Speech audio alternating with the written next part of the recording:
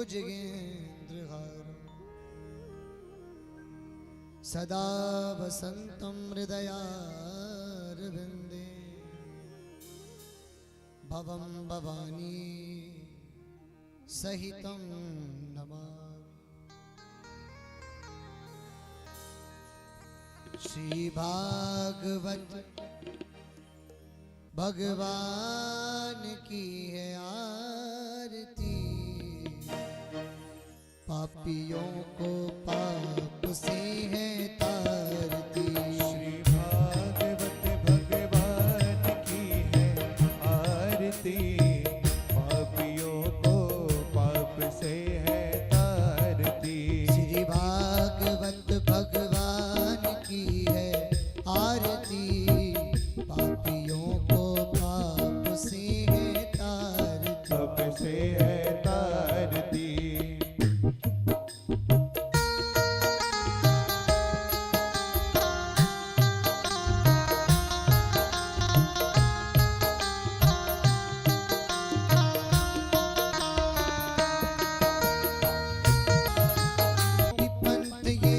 पंचम वेद निराला, ये अमर ग्रंथ, ये मुक्ति पंथ, ये पंचम वेद निराला, नव ज्योति जगाने वाला। नव ज्योति जगाने वाला, ओ नव ज्योति जगाने वाला, नव ज्योति जगाने वाला, ओ नव ज्योति जगाने वाला, नव ज्योति जगाने वाला। हरि नाम यही, हरि नाम यही, हरि नाम यही, हरि नाम यही। जग मंगल की आरती, पापियों को पाप से है तारती। श्री भागवत भगवान की है आरती, पापियों को पाप से है तारती।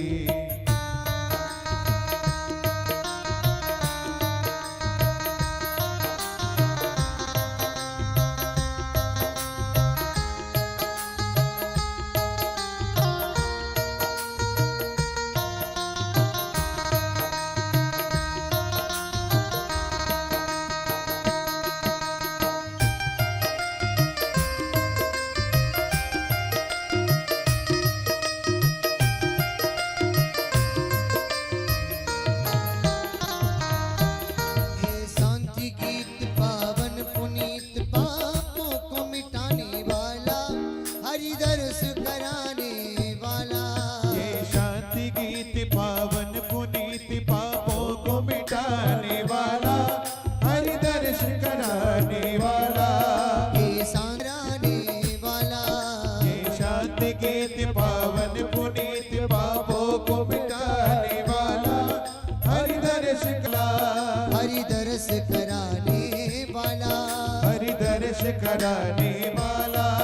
ये सुख करनी, ये दुख हरनी, ये सुख करनी, ये दुख हरनी। श्री मधुसूदन की आरती, पापियों को पाप से है तारती। श्री भागवत भगवान की है आरती, पापियों को पाप से है तारती।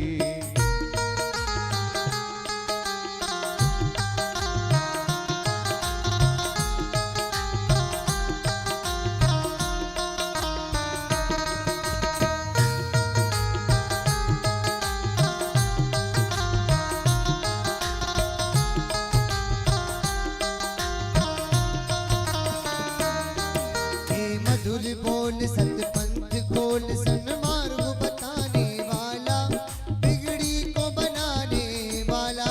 ये मधुर बोल सतपंथ खोल, सदमार्ग बताने वाला, बिगड़ी को बनाने वाला। हे मधुर बोल सतपंथ खोल, सन्मार्ग बताने वाला, बिगड़ी को बनाने वाला।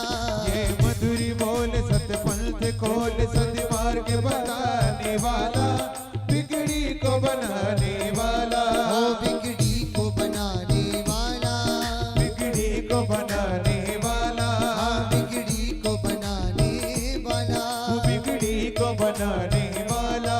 श्री राम यही घनश्याम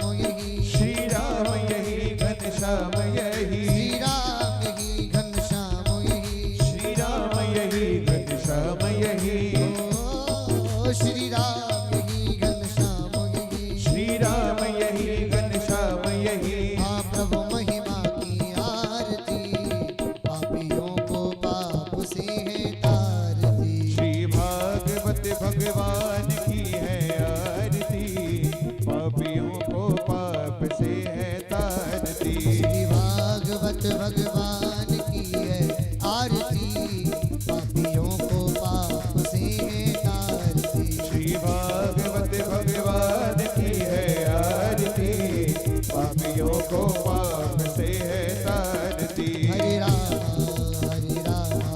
राम राम हरे हरे हरे राम राम राम हरे हरे हरे कृष्णा कृष्णा कृष्णा हरे हरे हरे कृष्णा कृष्णा कृष्णा हरे हरे हरे राम राम राम हरे हरे हरे राम राम राम हरे हरे हरे कृष्णा कृष्णा कृष्णा हरे हरे हरे कृष्णा कृष्णा कृष्णा हरे हरे राम राम राम हरे हरे हरे राम राम हरे हरे हरे कृष्णा कृष्णा कृष्णा हरे हरे हरे कृष्णा कृष्णा कृष्णा हरे हरे हरिः ओम जलेन शीतलीकरणं ओम माद्योः शान्तिरन्तरिक्षगो शान्तिः पृथिवी शान्तिरापः शान्तिरोषधयः शान्तिः वनस्पतयः शान्तिर्विश्वे देवाः शान्तिर्ब्रह्म शान्तिः सर्वगो शान्तिः शान्तिरेव शान्तिः श्यामा शान्तिरेधि आरारधिक्यं प्रदर्शय देवाभिवन्दना हस्ते पुष्पाञ्जलिमादाय जग्नेन जज्ञमयजन्त देवा स्तानि धर्माणि प्रथमान्यासन्ना ते हनाक महिमानः सचन्त यत्र पूर्वे साध्याः सन्ति देवाः सेवन्ति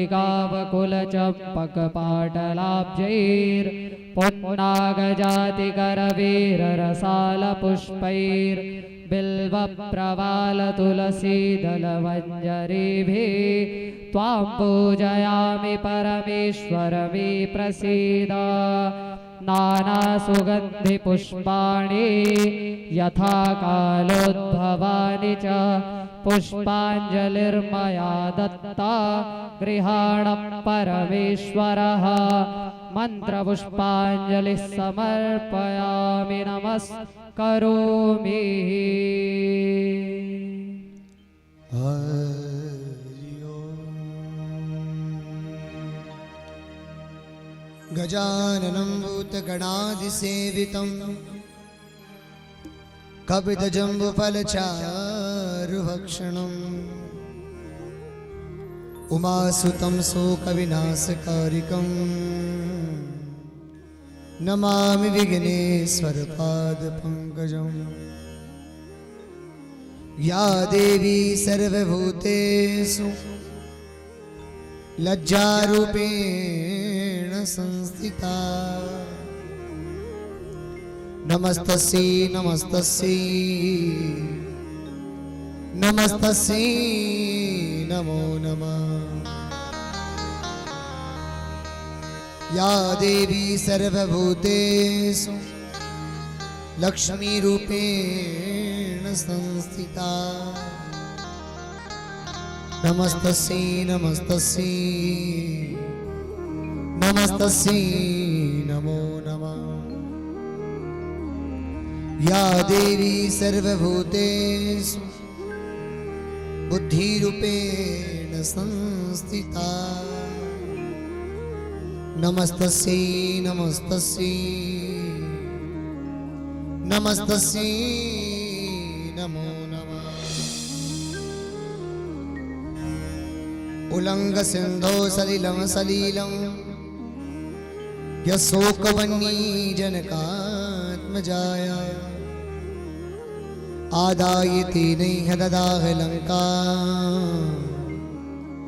नमामि त्वं प्राञ्जलिराञ्जनेयम् नारायणं नमस्कृत्यं नरं चैव नरोत्तमं देवी सरस्वतीं व्यासं ततो जयमुदीरये यं प्रवचन्तमनुपेतमपेति कृत्यं द्वैपायनो विरहकातराजुहाव पुत्रेति तन्मयतया तर्वो विनीदो स्तं सर्वभूतहृदयं मुनिमानतोऽस्मि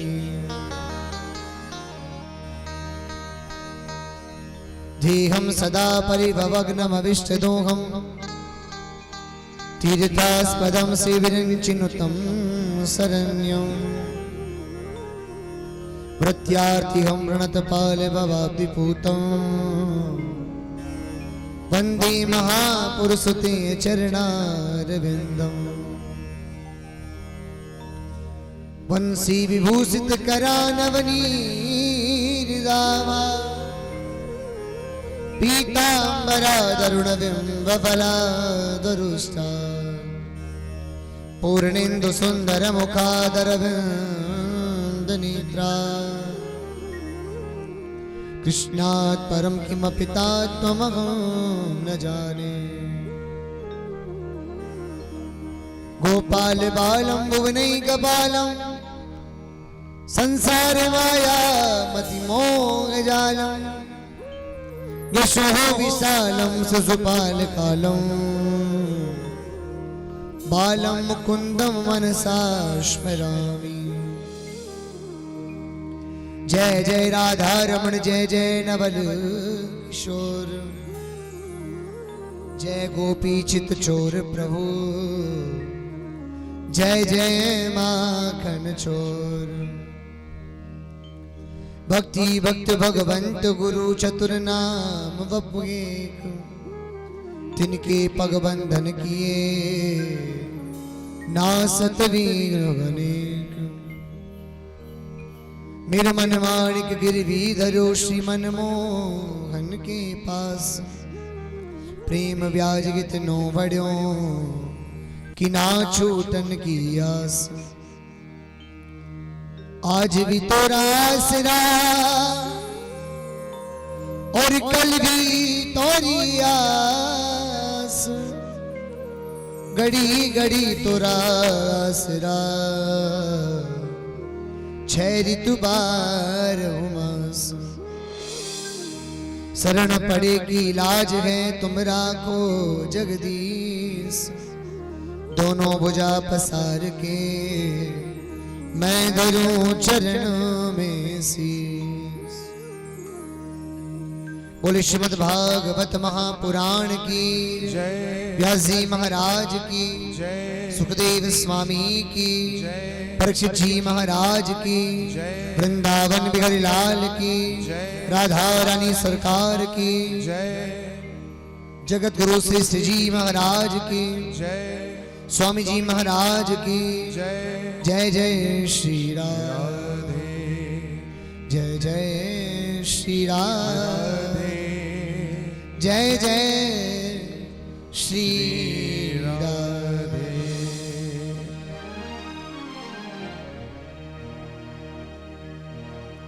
जगन्नियंता जगत पिता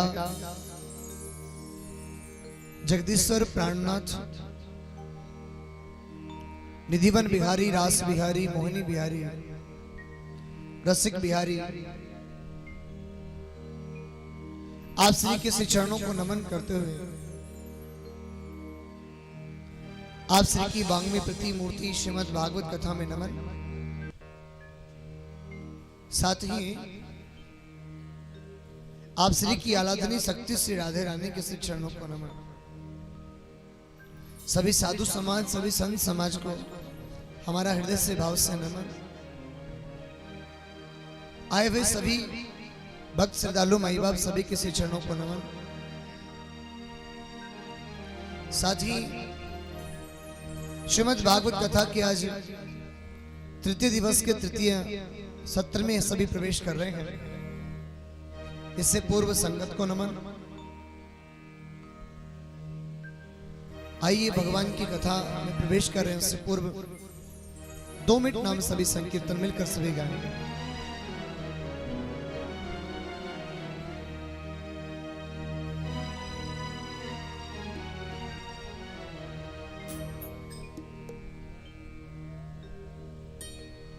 श्री राधे जय राधे, जय श्री कृष्ण बोलो श्री राधे। श्री राधे जय राधे, जय श्री कृष्ण बोलो श्री राधे। श्री राधे श्री राधे, जय श्री कृष्ण बोलो श्री राधे। श्री राधे जय राधे, जय श्री कृष्ण बोलो श्री राधे। श्री राधे जय राधे, जय श्री कृष्ण बोलो श्री राधे। जय श्री कृष्ण बोलो श्री राधे, जय श्री कृष्ण बोलो श्री राधे। जय श्री कृष्ण बोलो श्री राधे, जय श्री कृष्ण बोलो श्री राधे। जय श्री कृष्ण बोलो श्री राधे। जय श्री कृष्ण बोलो श्री राधे। श्री राधे जय राधे, जय श्री कृष्ण बोलो श्री राधे। श्री राधे जय राधे, जय श्री कृष्ण बोलो श्री राधे। ऐसे भी करताल बजाकर ताली बजाकर सभी गाई। कहा जाता है प्यारे बूंद बूंद से गढ़ा भरता है। हो सकता है हम प्रभु को बुला रहे हैं और प्रभु नहीं आए, किंतु हम सभी मिलकर यदि मिलाएंगे समवेत होकर, एक ही भूत होकर यदि सभी यदि पुकारेंगे तो आज राधा रानी को ठाकुर जी के साथ आना पड़ेगा। और जब एक बार वो आ गए तो फिर समझना कि अब उद्धार हो गया जीवन का। हाँ, इसलिए सभी गाई हृदय से और भाव से गाइए। ओ श्री राधे जय राधे, जय श्री कृष्ण बोलो श्री राधे। श्री राधे जय राधे, जय श्री कृष्ण बोलो श्री राधे। जय श्री कृष्ण बोलो श्री राधे, जय श्री कृष्ण बोलो श्री राधे। जय श्री कृष्ण बोलो श्री राधे। जय श्री कृष्ण बोलो श्री राधे। जय श्री कृष्ण बोलो श्री राधे। जय श्री कृष्ण बोलो श्री राधे।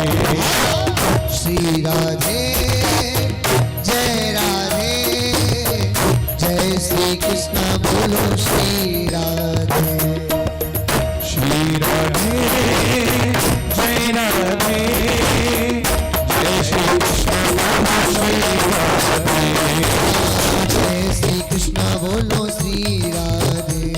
ओ जय श्री कृष्ण बोलो श्री राधे। श्री राधे जय राधे, जय श्री कृष्ण बोलो श्री राधे। श्री राधे श्री राधे। जय श्री कृष्ण बोलो श्री राधे। जय श्री कृष्ण बोलो श्री राधे। जय श्री कृष्ण बोलो श्री राधे। जय श्री कृष्ण बोलो श्री राधे। जय श्री कृष्ण बोलो श्री राधे। जय श्री कृष्ण बोलो श्री राधे। श्री राधे जय राधे। जय श्री कृष्ण बोलो श्री राधे। श्री राधे जय राधे। जय श्री कृष्ण बोलो श्री राधे। जय श्री कृष्ण बोलो श्री राधे। जय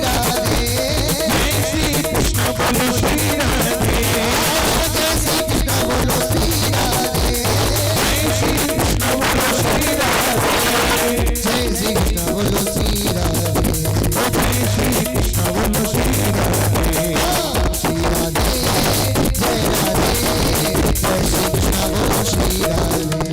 श्री राधे जय राधे। जय श्री कृष्ण बोलो श्री राधे। जय श्री कृष्ण बोलो श्री राधे। जय श्री कृष्ण बोलो श्री राधे। जय श्री कृष्ण बोलो श्री राधे। जय श्री कृष्ण बोलो श्री राधे। जय श्री कृष्ण बोलो श्री राधे। जय जय श्री राधे। श्री राधे जय राधे।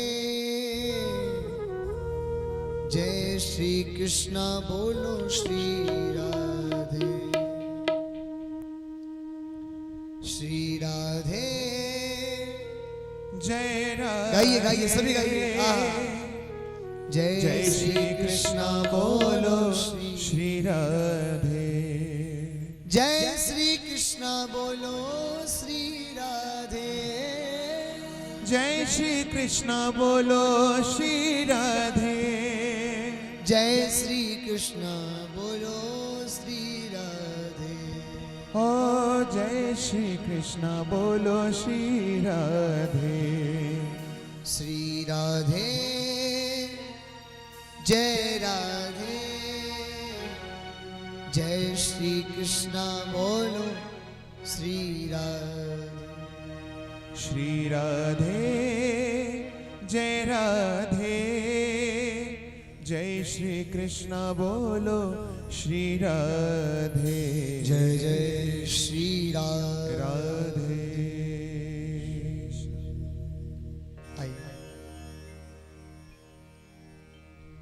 सभी कथा में प्रवेश करें। इससे पूर्व कल की कथा से हम सभी जुड़ते हैं।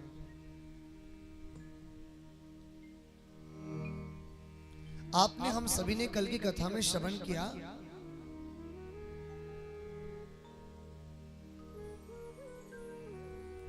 कि कोई भी प्रतिशोध की भावना से यदि कोई भी धर्म करता है तो उसका अविनाश हो जाता है।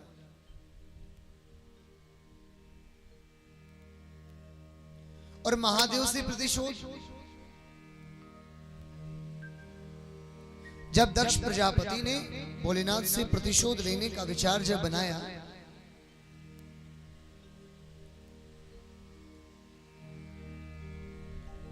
तो उनका परिणाम उनको बहुत बुरा भुगतना पड़ा।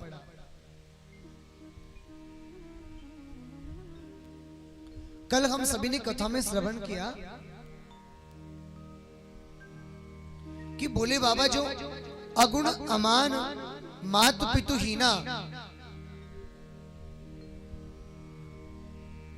जो मान सम्मान से परे हैं, भला वो किसी का सम्मान करना या ना करना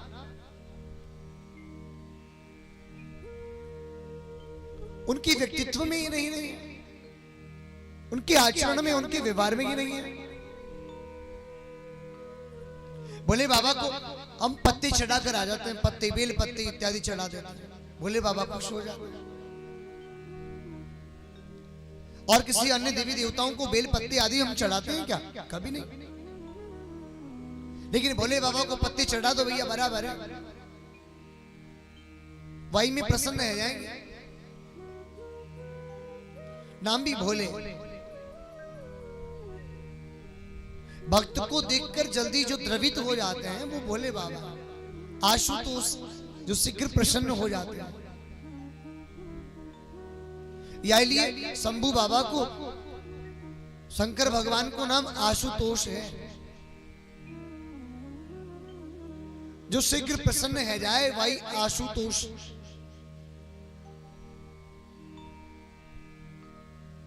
जीवन में हर एक व्यक्ति को मान सम्मान से परे रहना चाहिए।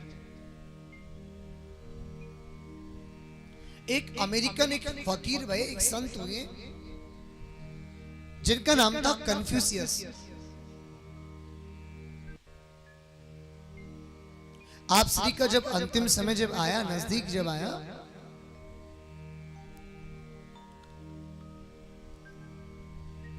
तो कन्फ्यूशियस के शिष्यों ने पूछा, बोले गुरुदेव एक विनती कर रहे हैं आपसे, एक निवेदन है आपसे, कृपा करके आप हमारा सहारा बनो। कन्फ्यूशियस ने कहा कि बोले बताइए क्या बात है। बोले गुरुदेव आप जा रहे हैं, आपके जीवन का सबसे अच्छा बढ़िया अनुभव आप हमको कहो, जिससे हमारा जीवन भी सार्थक हो। कन्फ्यूशियस ने मुस्कुराकर कहा कि बोले देखिए, देखो बोले लाला, हमारो कभी जीवन में अपमान ना भयो।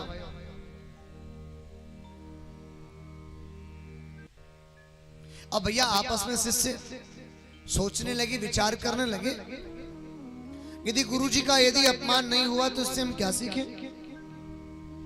हाँ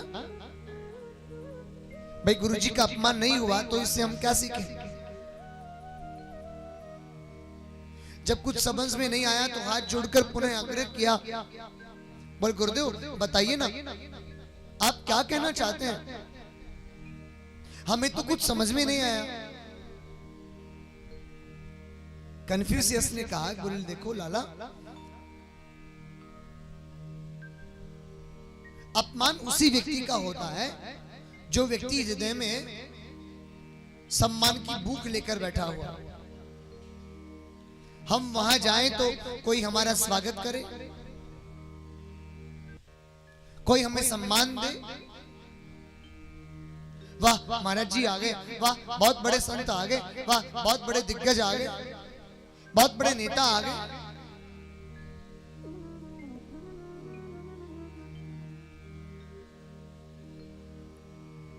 कहा जाता है मान सम्मान से व्यक्ति को परे रहना चाहिए। सर्वदा सत्य है, अपमान उसी का होता है जो कि सम्मान की हृदय में भूख रखता है।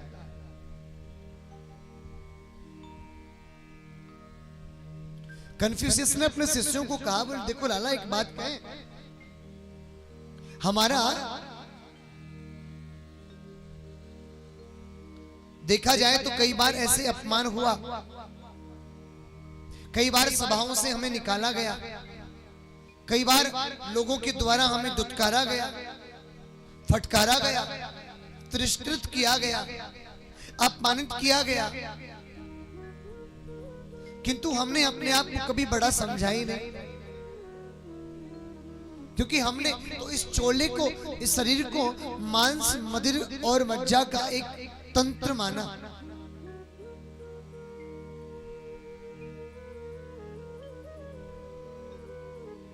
क्योंकि जो भी सब कुछ हमारे पास है वो प्रभु की देन है, और प्रभु की देन यदि है तो हम सबको भजन करना चाहिए।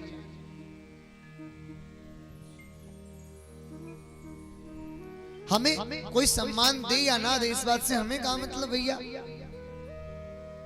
इसलिए अच्छे संतों की परिभाषा, आप कभी उत्तराखंड जाना, आप कभी वृंदावन जाना, वहां आपको बड़े बड़े बिरले संत मिलेंगे भाई बाप, बड़े बड़े बिरले संत मिलेंगे।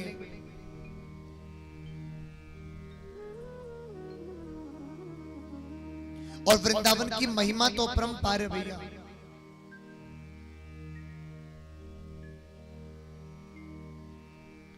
वृंदावन के कण कण में लीलाएं होती हैं। यत्र तत्र जहां पर भी आप जाओगे ना, वहां आपको लीला ही होती नजर आएगी। कभी पिकनिक के बहाने मत जाना वृंदावन, घूमने के बहाने कभी वृंदावन मत जाना। प्रभु दर्शन की लालसा लेकर एक बार जाना वृंदावन और कहना, बोले प्रभु हम आपसे मिलने आए हैं, कहीं ना कहीं आप दर्शन जरूर दो। और शुद्ध मन से जाना, पवित्र मन से जाना, निर्मल मन से जाना। भगवान आपको शरण में बिठाएंगे, आपकी हर एक पुकार को प्रभु सुनेंगे।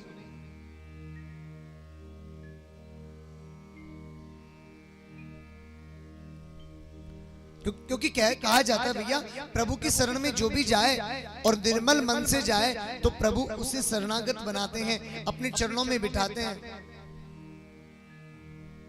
आप तो सभी राम कथा हमसे लगभग सुने हुए हैं। हमने राम कथा में भी ये प्रसंग सुना। जब रावण का भाई विभीषण जब आ रहा था रामादल की ओर, राम जी की शरण में जब आ रहा था,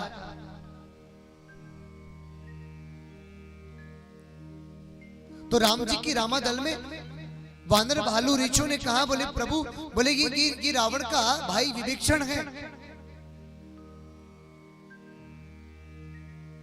ये रावण का भाई विभीषण है प्रभु, जरा संभल कर, हो सकता है कि हमारी युद्ध नीति जानने के लिए आया हो।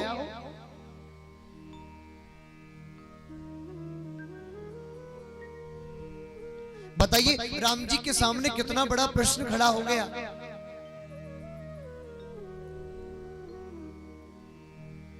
राम जी के सामने कितना बड़ा प्रश्न है। जो शरण में आ रहा है उसका तिरस्कार नहीं कर सकते, और जो मर मिटने के लिए जो तैयार खड़े हैं, रामादल में उनकी बात ना माने तो उनका भी तिरस्कार हुआ। जो अपना समर्पण जीवन करने के लिए जो न्योछावर है प्रभु राम जी के ऊपर, बताइए ना, राम जी के सामने कितना बड़ा प्रश्न है। राम जी शरण में विभीषण को ले या रामादल में जो कह रहे हैं, आग्रह कर रहे हैं कि इस शरण में मत लेना, ये शरण में आना चाहता है, ये कपटी रावण का भाई विभीषण है, युद्ध नीति जानने के लिए आया है।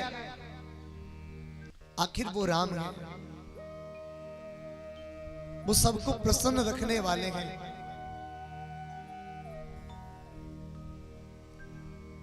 घर में एक बड़ा होता है ना, वो सभी को साथ लेकर चलने की भावना रखता है, सभी साथ रहें। और एक दिन ऐसा आता है कि वो साथ कभी कर नहीं पाता, एक दिन वो मिट जाता है, लेकिन मरते दम तक उसका विचार यही रहता है कि सभी सुखी रहें।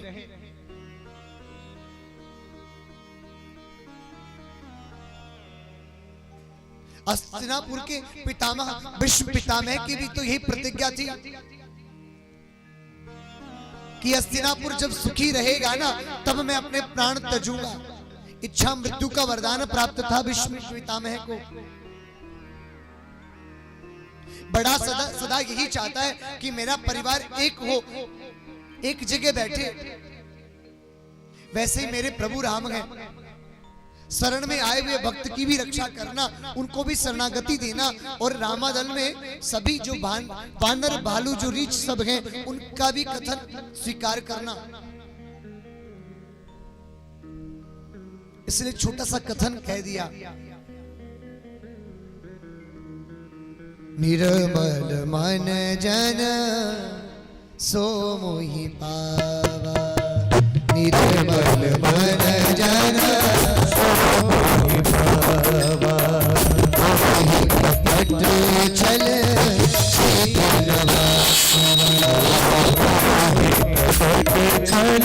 क्षेत्र न भावा, निर्मल मन जन सो मोहि पावा, निर्मल मन जन सो मोहि पावा, निर्मल मन जन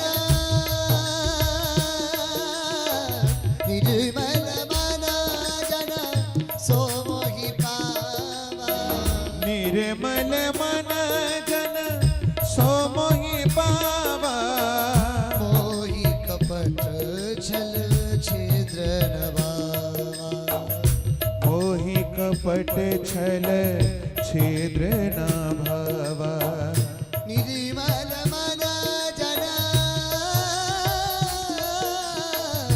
निर्मल मन जन सो मोहि पावा निर्मल मन जन सो मोहि पावा मोहि कपट छल छिद्र न भावा मोहि कपट छल छिद्र न भावा मोहि कपट छल छिद्र न भावा। भगवान ने जजमेंट दिया, निर्देश दिया और समाधानिक उत्तर दिया प्रभु ने। निर्मल मन जन सो मोहि पावा, मुझे अच्छी मन वाले पसंद हैं। क्या कहा प्रभु ने?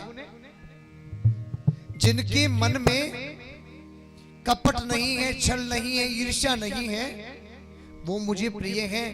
निर्मल मन वाले मुझे प्रिय हैं। एक तीर से प्रभु ने 2 बाण चलाए।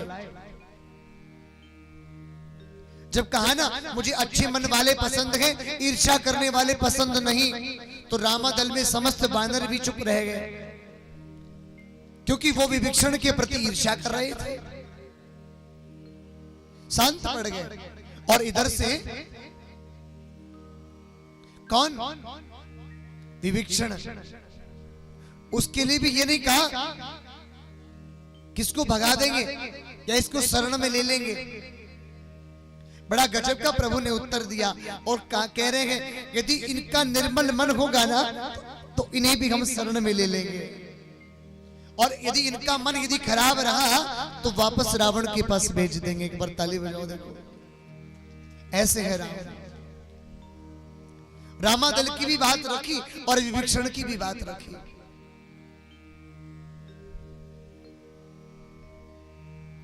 इसलिए कहा जाता है माई बाप संवेद रहिए, एक बनकर रहिए, मान सम्मान से परे रहिए, और प्रभु की शरणागति मिल जाए तो बड़ा सौभाग्य। इससे बड़ा सौभाग्य तो माई बाप हो ही नहीं सकता।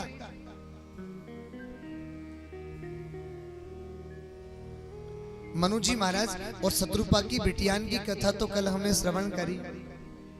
आइए आज उनके बेटों की पुत्रों की कथा सुनते हैं। मनु जी महाराज के 2 पुत्र थे, एक का नाम प्रियव्रत और दूसरे का नाम उत्तानपाद। सबसे पहले उत्तानपाद राजा की कथा आती है। उत्तानपाद राजा की 2 पत्नियां थी माई बाप। कितनी पत्नियां थी? 2 पत्नियां। और एक बात कहें, हम सबके भी 2-2 पत्नियां हैं। अब जो पहले से किसी की पत्नी है वो सोच रही होगी, बोले हमारी भी 2-2 पत्नी है। हाँ, हम सबके ही 2-2 पत्नियां हैं। पत्नी का मतलब होता है सहयोगी, साथ देने वाली, और हमारे भी साथ देने वाली 2 प्रकार की सहायिकाएं हैं।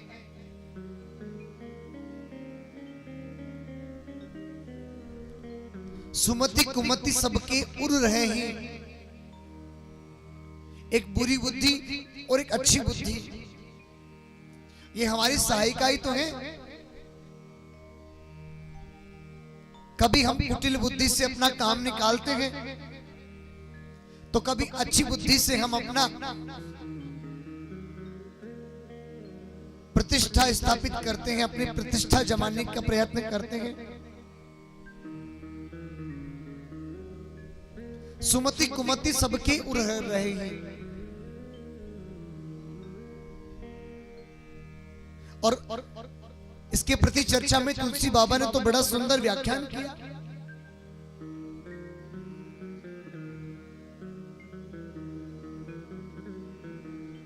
जहां सुमति ते संपत्ति नाना, जहां अच्छी बुद्धि होती है ना, वहां सब प्रकार की संपत्तियां व्याप्त होती हैं। जहां सुमति, जहां अच्छी बुद्धि होती है ना, अच्छी बुद्धि वाली पत्नी जिस घर में रहती है उस घर में कभी धन की कमी नहीं आती माई बाप। शास्त्रों में लिखा है न गृहिणी ग्रह मिथ्याहु गृहिणी ग्रह उच्यते। घर की शोभा महिला से है, एक स्त्री से है, ग्रह लक्ष्मी से है। धर्म पत्नियों के लिए, सभी की जो धर्म पत्नियां हैं ना, अपने अपने पतियों की, उन सबको एक बहुत छोटा सा निर्देश दे रहे हैं। हमारा जो अनुभव है वो कह रहे हैं, आप भी अपना अनुभव हमारे साथ संयोग करना। बात अच्छी लगे तो बताना, हमें भी साहस आएगा। जिनकी शादियां नहीं होती है ना, वो कभी धन संग्रह नहीं कर सकते। गलत कह रहे हैं बताओ? कभी वो धनवान नहीं बन सकते, पैसा जोड़ नहीं सकते। और शादी हो जाने के बाद संग्रह प्रारंभ हो जाता है। क्यों? क्योंकि माई बाप घर की शोभा किससे होती है? गृहिणी से होती है। और जहां गृहिणी सुमति वाली हो, पत्नी सहयोगी जब सुमति वाली, अच्छी बुद्धि वाली हो, जहां सम्मति तहां संपत्ति नाना। हर एक प्रकार की संपत्तियां वहां व्याप्त होती है, कोई चीज की कमी नहीं होती। और जहां कुमति तह विपत्ति निधाना, और जहां कुमति हो ना भैया, ओह, सब कुछ बराबर मिलेगा, सब कुछ बर्बाद मिलेगा।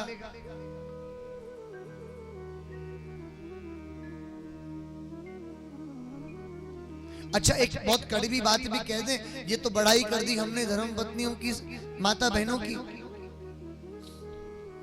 ये तो बड़ाई हो गई। थोड़ी बुराई भी कर दें। यदि घर में यदि किसी भी चीज की कमी है, घर में यदि दरिद्रता है, गरीबी है, और यदि घर में किसी चीज का, बीमारियों का यदि सामना कर रहे हैं, तो कहीं ना कहीं उस महिला का ही दोष है जिस घर को चला रही है। प्रेम से कह दो एक बार, राधे राधे।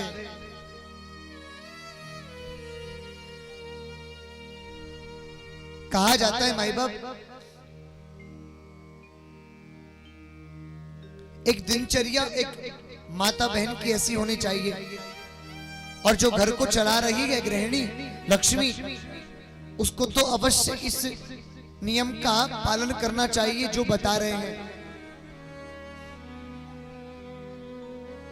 आपके श्रीमान जी उठे ना, बिस्तर छोड़े, उससे पहले आपको उठकर झाड़ू लगा देना है। जो धर्म पत्नी ऐसा करती है, उसके घर में कभी लक्ष्मी की कमी नहीं आती।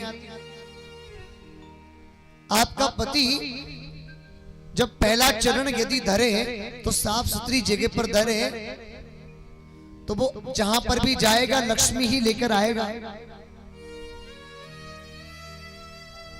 जहां पर भी आपका पति भूमि पर पांव रखे, उससे पहले आपका उस स्थान पर हाथ पहुंच जाना चाहिए। यदि आपका हाथ पहुंच गया तो समझिए लक्ष्मी का वास उसके चरणों में हो गया। अब वो जहां पर भी जाएगा तो लक्ष्मी लेकर ही लौटेगा। बिना लक्ष्मी के वो आ ही नहीं सकता, लक्ष्मी अवश्य लेकर आएगा।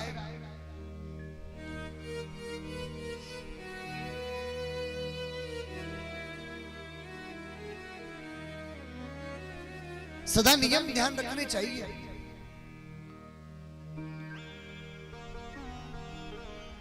आज का समय तो, अरे सुनो, आज तबीयत खराब है, थोड़ी चाय बना दोगे? अभी बना दो। अच्छा, कौन कौन के घर में ऐसे हुआ करे? हाथ खड़े करके बताइए।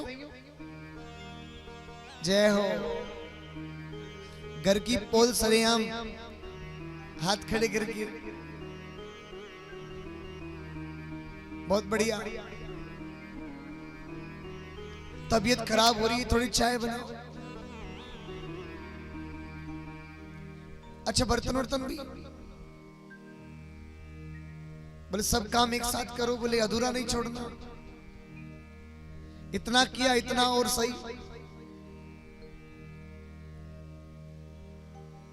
घर नहीं कहलाता।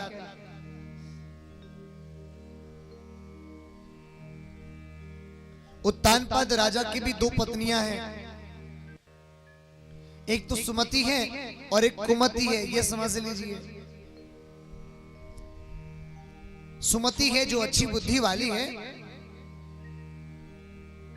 जो लीगल प्रोसेस से जो चलती है, कानूनन जो चलती है, नियम से जो चलती है, धर्म आचरण से जो चलती है, उसका नाम है सुनीति। और जो अपनी मनमानी सदा करती है, अपना ही भला सोचती है, अपनी ही रुचि से चलने वाली होती है, उसका नाम है सुरुचि।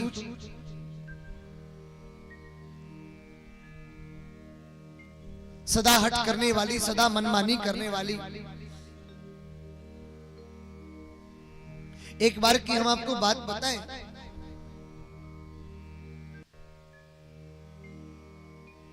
उत्तानपाद राजा सुरुचि के साथ में सभा में बैठे हुए थे।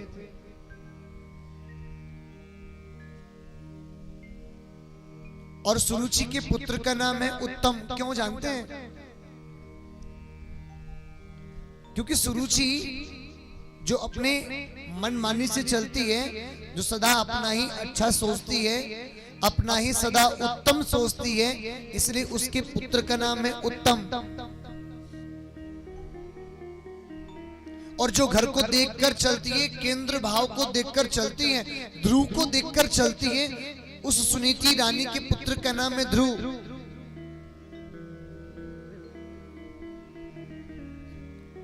एक बार सुरुचि रानी अपने श्रीमान जी के साथ सभा में बैठी हुई थी और उत्तानपाद राजा के गोद में उत्तम बैठा हुआ था। एकदा सुरुचि पुत्रम अंक आरोप्य लालना। गोद में बिठाकर खिला रहे हैं उत्तानपाद राजा। और ध्रुव जी महाराज को आता हुआ देखकर सभा की ओर भुजा फैलाकर राजा ने अभिनंदन किया। किसका? ध्रुव जी महाराज का। बोल लाला आप भी आ जाओ। बाईं तरफ उत्तम बैठे हैं तो दाईं तरफ आप बैठो। हैं?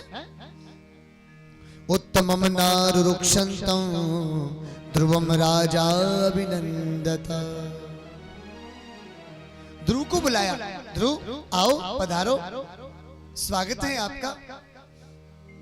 आज जैसे ध्रुव जी महाराज गोद में बैठने लगे, सुरुचि रानी ने हाथ पकड़कर नीचे उतार दिया। छोटे से 8 वर्ष के ध्रुव जी महाराज हाथ जोड़कर कहने लगे, बोले मैया हमते क्या गलती है गई जी बताओ। बोले लाला बताएं। बोले हाँ बताओ।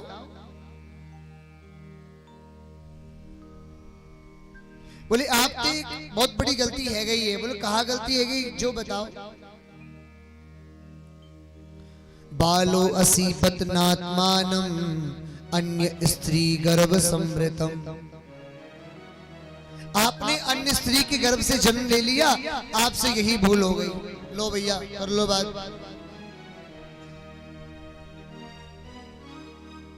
बालो असि पत्नात्मानम अन्य स्त्री गर्भ संवृतम। आपने अन्य स्त्री के गर्भ से जन्म ले लिया, आपसे यही भूल हो गई। तो मैया क्या करना चाहिए जी बता दो। बोले नूनम वेद भवान यस्य दुर्लभई अर्थ मनोरथ। इस दुर्लभ मनोरथ को पूर्ण करने का कार्य एकमात्र भगवान के सिवा और कोई नहीं कर सकता। जाओ उनके शरण में जाओ। 8 वर्ष के बालक रात्रि काल में ध्रुव जी महाराज भगवान से मिलने की निष्ठा लेकर चल पड़े। एकांत वन कानन में जब आगे बढ़े, भगवान नारायण ने देखा, अरे ये राजसी वस्त्र में आ रहा है एक भक्त।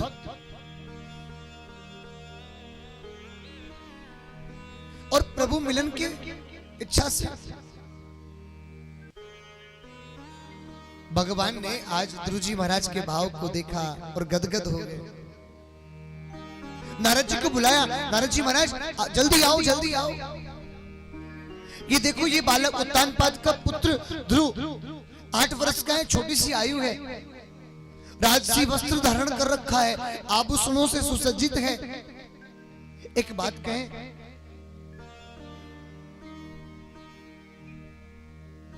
एक बात कहें, कहीं कोई कहोल भील, कोई यक्ष गंधर्व यदि इसके आभूषणों को चुरा लेगा और इसे मार देगा तो?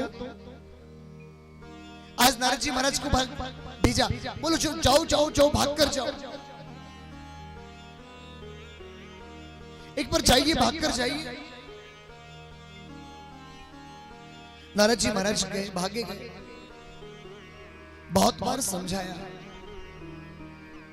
लेकिन अनन्य भक्ति भावेन भक्तिम कुर्वन्ति ये दृढ़ा। भक्ति ऐसी निष्ठावान, कठोर नहीं, प्रभु से मिलना है। अब बताइए, नारद जी महाराज आज ध्रुव जी महाराज का भाव देखकर उनको 12 अक्षर मंत्र दे देते हैं। ओम नमो भगवते वासुदेवाय मंत्रेणानेन देवस्य कुर्यात् द्रव्यमयी बुधा। और आज इस मंत्र के प्रभाव से आज ध्रुव जी महाराज ने अघोर तपस्या कर कर प्रभु को प्राप्त किया और प्रभु गदगद हो गए। साक्षात प्रभु नारायण जब प्रकट हो गए, अपना आपा खो बैठे हैं ध्रुव जी महाराज, कह रहे हैं प्रभु योंत प्रविश्य माम, योंत प्रविश्य मम वाचमी माम प्रसुप्ताम।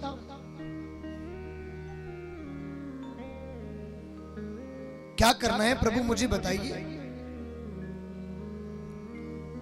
क्या आप वही हैं जिनको मैं जप रहा हूं, जिनका मैं ध्यान लगा रहा हूं? क्या आप सच में वही हैं? संजीववत किल शक्ति स्वरत स्वधामना।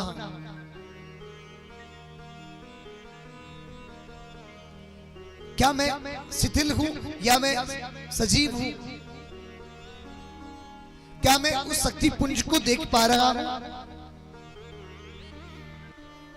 अन्यास सहस्त्र चरणत्व गादिन प्राणा नमो भगवती पुरुषाय तुभ्यम। हे प्रभु, पुरुष रूप में आप आए हैं, मैं आपको पुरुष रूप में ही दिख रहा हूं, इसलिए हे प्रभु मैं आपको नमन करता हूं। आपका विराट रूप स्वरूप देखकर मैं गदगद हो गया। और भगवान ने भी कह दिया, ध्रुव जी महाराज आप पिता की गोद की लालसा लेकर आए हैं, जाओ आप चिरकाल तक उस राजगद्दी पर राज करोगे। एक बार तो ध्रुव जी महाराज ने कहा, बोले प्रभु एक बात कहें, जो जगत पिता की गोद जिसे प्राप्त हो जाए वो साधारण पिता की गोद की लालसा कभी जीवन में नहीं रख सकता। मुझे आपकी गोद मिल गई और भला क्या चाहिए। बस यही भाव ध्रुव जी महाराज ने कहा और प्रभु का हृदय द्रवित हो गया, गदगद हो गया। ऐसे ध्रुव जी महाराज जिन्होंने चिरकाल तक राजगद्दी पर राज किया और मृत्यु ने भी कहा कि जब मृत्यु का जब समय आया तो मृत्यु ने भी कहा कि हे ध्रुव जी महाराज यदि आपकी आज्ञा हो जाए तो आपका चरण मेरे माथे पर रख लो। आज जैसे ध्रुव जी महाराज ने मृत्यु देवी के सिर पर माथे पर जैसे ही अपना चरण रखा, मृत्यु को प्राप्त भय और प्रभु के आशीर्वाद से आज के समय पर भी उत्तर दिशा की ओर ध्रुव जी महाराज का हम सब दर्शन करते हैं। अच्छा मैं आप सबसे एक बात कहूं, बड़ी ज्ञान वाली बात है। रात्रि में जब पाणी ग्रहण संस्कार होता है ना, विवाह जब होता है तो साक्षी किसे माना जाता है जानते हैं? हाँ जोर से बोलो।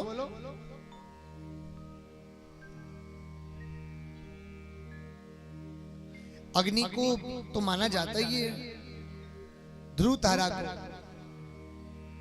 अच्छा रात्रि के देवता कौन है बताओ? रात्रि के देवता कौन है?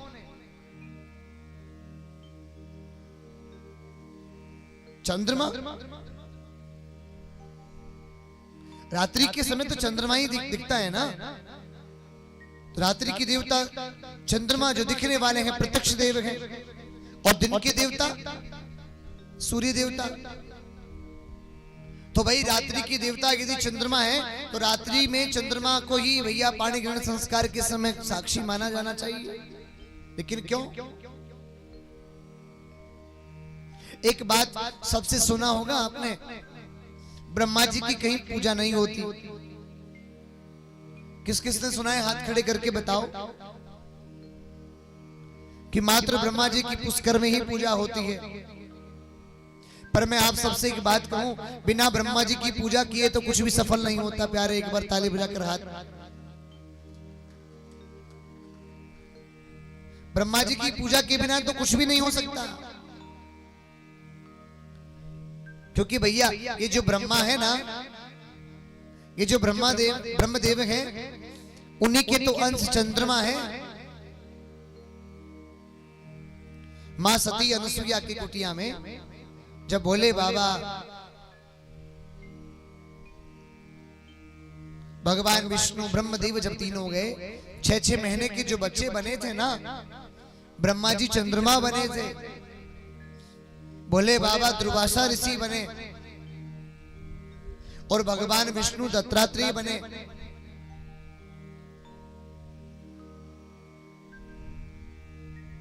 तो ये जो चंद्रमा है ना, वो ब्रह्मा जी तो है। आज के समय यदि कोई भी हम मूर्त देखेंगे तो सबसे पहले किसको देखेंगे? चंद्रमा। भैया जहां व्यक्ति को चंद्रमा बढ़िया है तो भैया आज मूर्त निकल जाए वो, और जा दिन जाको चंद्रमा ठीक नहीं, वा दिन वाको मूर्त सही नहीं। कुंडली में मांगलिक दोष को माना जाता है, बोले मांगलिक दोष का तो कोई परिहार है, लेकिन चंद्र मांगलिक यदि कोई है तो अलगाव निश्चित है।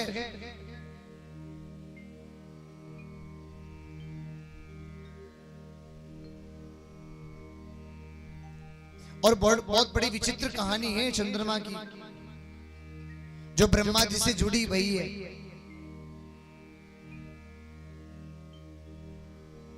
प्रेम से कहो राधा रानी सरकार की, सदगुरुदेव भगवान की। कहने की बात नहीं है भाई बाप, विद्वान लोग मनीषी बात, इस बात को बहुत भली भांति समझ पाते हैं, समझ सकते हैं। इन्हीं के आगे वंश में उत्कल हुए, और उत्कल का विवाह ब्रह्मी से हुआ। ब्रह्मी पुत्र वत्सर राजगद्दी पर बैठे। इन्हीं के आगे वंश में जाकर वत्सर का विवाह सवृथी नाम की कन्या के साथ में हुआ। पुष्पाण आदि पुत्र उत्पन्न भये। इन्हीं के आगे वंश में एक पुत्र हुए जिनका नाम था अंग, और अंग के एक पुत्र थे जिनका नाम था वैन। वैन बड़े ही दुष्टात्मा थे माई बाप, बड़े दुष्ट प्रवृत्ति के थे वैन। न यष्टव्यम न दातव्यम न होतव्यम द्विजा कचित इति न्यवार ये धर्म भीरी घोषेण सर्वसः।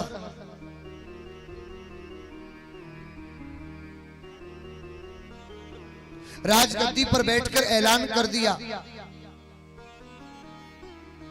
ना कोई यज्ञ करेगा, ना कोई अनुष्ठान करेगा, ना कोई धर्माचरण करेगा, और ना कोई ब्राह्मणों को संतों को दान देगा। और जो ऐसा धर्म आचरण करता हुआ पकड़ा गया तो वो मृत्यु को प्राप्त होगा। भीरी घोषेण सर्वसः, चारों तरफ घोषणा करवा दी। आज के समय भी भैया बहुत वैन बैठे हैं, ब्राह्मणों को देखकर संतों को देखकर तो दूर से ये देखेंगे ये लो या जैसे सब कुछ लूट लेगा।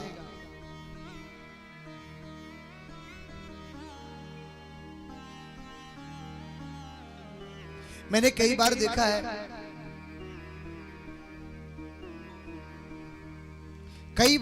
मैंने कई बार, कई मरीज बनकर डॉक्टर के पास जाएंगे और पर्ची कटेगी, सीधी जाते कुछ भी नहीं होगा, रिसेप्शन पर जाकर सीधी 200-500 की पर्ची कट गई।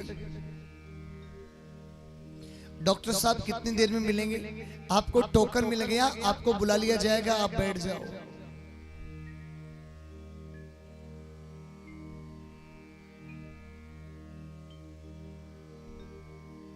उसके बाद नंबर आया, नंबर आते डॉक्टर के पास गए। डॉक्टर ने नब्ज भी देखी, कान में एक मशीन डालकर आपके शरीर से स्पर्श कराकर भी देखा गया। आपके रोग भी सारे जान लिए कि क्या आपको हो रहा है। उसके बाद में भी डॉक्टर कहता है आज का कि जाओ, ये 2-4 एक्सरे हैं, ये 2-4-5 जांच हैं, ये करवा लो। बताओ, अरे भैया जब तूने नब्ज ही देख ली है तो तुझे मालूम चल जाना चाहिए कि मेरे क्या रोग है।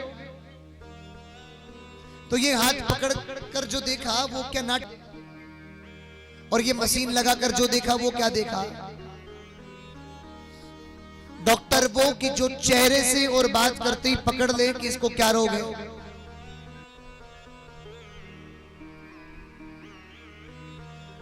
बिना जांच के यदि तुम देख नहीं सकते और आदमी को इतना टेंशन दे देंगे, कुछ भी रोग हो सकता है भैया चेकअप कराओ। सीधा जांच के लिए गए, 5-7 हजार रुपए की जांच करवा ली, अभी तक आपने टैबलेट भी नहीं ली।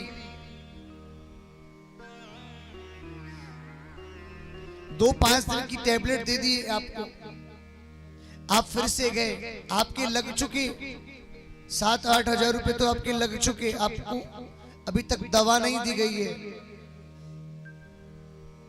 और जब जैसे ही आपको दवा लागू होगी, थोड़ा भी यदि मेडिकल में रिपोर्ट में थोड़ा सा भी प्रॉब्लम आ गई तो ये लो भैया, ये 20 दिन की टैबलेट है, इसके बाद फिर आ जाना। 1 महीने की दवा है, फिर आ जाना, फिर चेकअप करवाना। बड़ा गजब का लीगल प्रोसेस। आदमी खुशी खुशी 10-15 हजार रुपए तो यूं खर्च कर आ जाएगा, और आदमी को कहा जाए बोले भैया कोई धर्म का कार्य हो रहा है, आ जाओ, भीतर से सबका वहम जाग जाएगा। वहम, भीतर बैठा राक्षस, ना धर्म करूंगा, ना दान करूंगा, ना यज्ञ करूंगा, ना पूजा करूंगा, कुछ नहीं करूंगा। बोले भैया क्यों कुछ नहीं करोगे?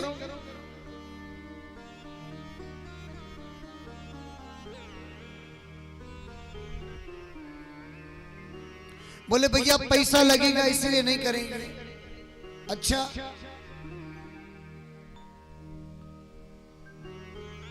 और वो जो डॉक्टर बैठा था वो बोले वो तो भगवान है। आज के समय आदमी भगवान को भूल गया और डॉक्टर को कहता है भगवान है। कल हमने सिकंदर की कथा आप सबको सुनाई ना। सिकंदर ने क्या कहा? अंतिम समय उन वैद्यों को, उन डॉक्टरों को भी लेकर साथ में रखना। मेरी शव यात्रा में इन दुनिया वालों को मालूम चलना चाहिए, जब एक बार उसका बुलावा आ जाएगा तो अच्छे अच्छे डॉक्टर और अच्छे अच्छे वैद्य भी फेल हो जाएंगे। उस दा बुलावा जदों दास तेनू आवेगा, नाम दा खजाना तेरे काम नहीं आवेगा, कुछ अपना आप सवार दम आवे न आवे।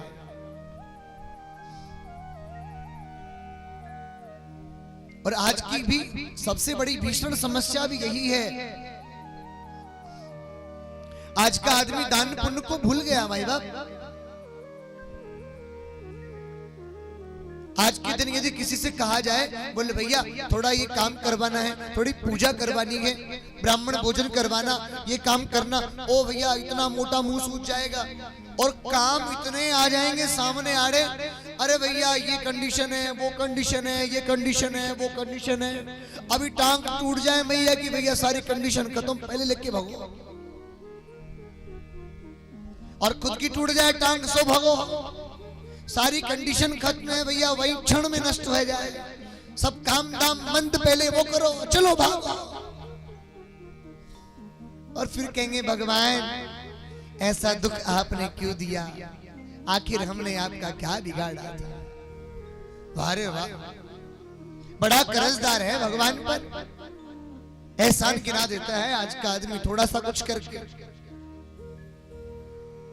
मैंने कन्या जीवाई, मैंने ब्राह्मण जीवाए, मैंने ये किया, मैंने वो कह रहे भैया तूने क्या किया, वो दिन याद कर 10 साल 20 साल पहले तू क्या था। और जब मत्था टेकता चौखट पर जाकर और कहता कि प्रभु जी मुझे लायक बना दो, और आज प्रभु ने तुझे लायक बना दिया तो तू नालायक बन रहा है। आज क्षमा मांग जाकर कि प्रभु मुझसे क्षमा हो।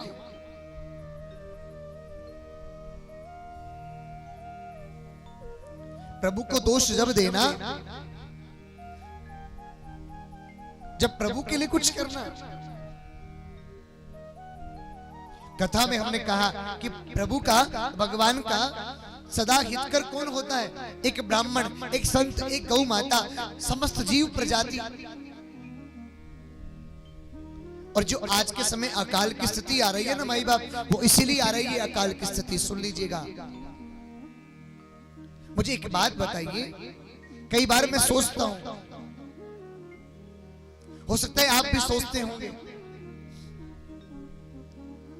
हम अपने बच्चों के लिए धन संग्रह कर रहे हैं, जमीन पर जमीन, मकान पर मकान बनाते जा रहे हैं। क्या आपने एक बार सोचा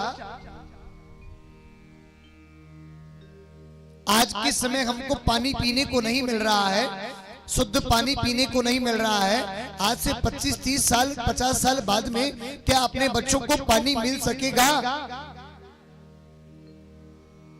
क्या आपका कमाया हुआ पैसा खाएंगे? क्या आपका जमीन पर जो मकान बना हुआ है उसकी ईंट पत्थर चूना खाएंगे? उसमें लगा सीमेंट खाएंगे आपके बच्चे? विश्वास नहीं होना माई बाप, तो आप चतुर्थ स्कंद पढ़कर देखना। जैसे व्यक्ति धर्म आचरण से विरुद्ध जैसे होता है, वैसे वैसे इस पृथ्वी पर अकाल पड़ता है।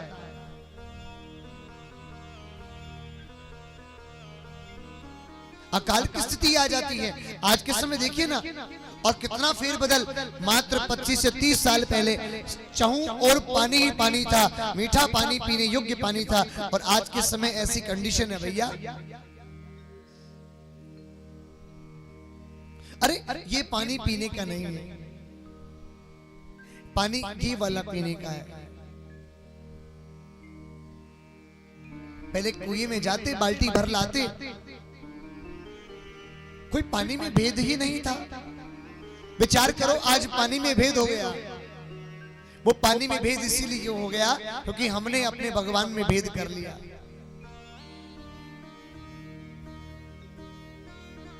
और स्थिति ऐसी ही आई।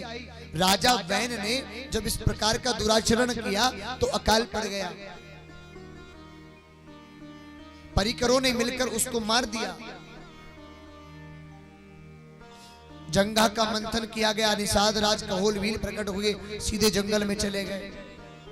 भुजाओं का मंथन हुआ, पृथुजी महाराज और अर्ची महारानी प्रकट भई। ये प्रभु के अवतार हैं। बोली पृथुजी महाराज की जय। और पृथुजी महाराज ने जब पृथ्वी से कहा कि पृथ्वी महारानी आपने जल और अन्न देना क्यों बंद कर दिया? जब सरसंधान करके जब पीछे भागने लगे, सोई पृथ्वी मैया गैया बनकर भागने लगी। और जैसे ही पृथ्वी महारानी गैया बनी, हाथ जोड़कर कहने लगे, पृथ्वी जी महाराज,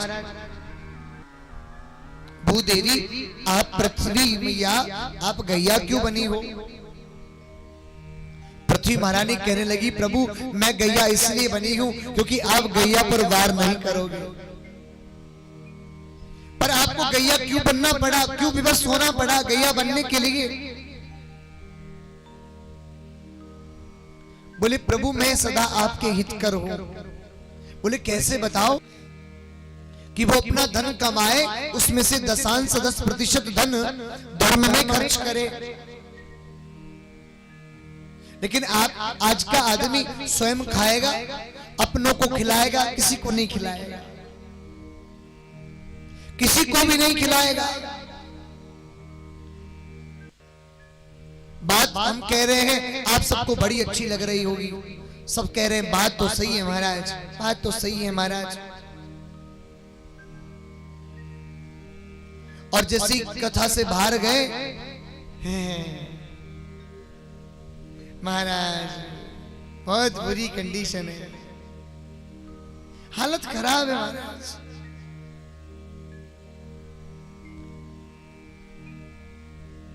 बहुत बुरी स्थिति आ गई। अरे महाराज उठने में दर्द,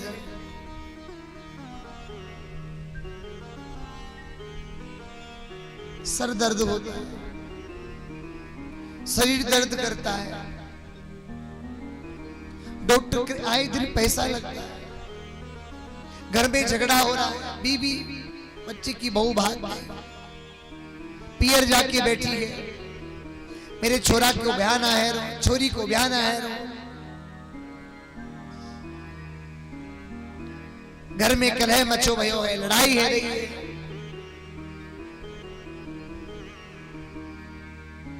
कोई अधिकार नहीं है उस ब्राह्मण के पास में जाकर आपको अपने दुख गिनाना। स्वयं एव यजमान, स्वयं भी मनुष्य ही उसका हकदार है। कोई ब्राह्मण कोई संत आपकी बिगड़ी नहीं बना देगा। जो द्रवित होकर ब्राह्मणों के सामने आप वचन करते हैं और ब्राह्मण आपके वचनों को, आपके दुख को देखकर द्रवित हो जाता है और कहता है कि भगवान आपका भला करेगा, यूं कहकर भगवान तक आपने अपनी आराधना तो प्रभु तक पहुंचा दी ब्राह्मण के जरिए, लेकिन ब्राह्मण का वहां तप नष्ट हो गया। यदि आप कपटी भाव से यदि किसी ब्राह्मण को इस प्रकार से बात कर रहे हैं तो आप स्वयं दोषी हैं।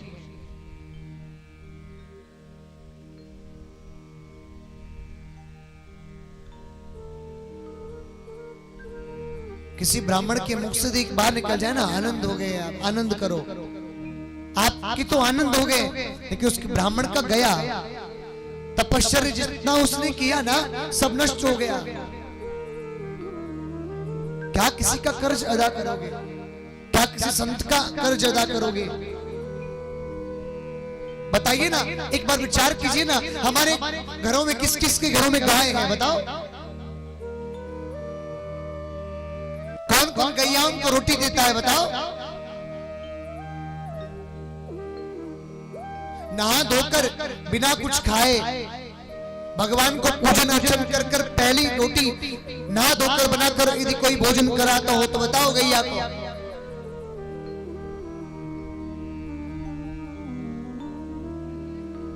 आज के समय कितनी मलिनता हो चुकी माए बाप, कितनी मलिनता हो चुकी है।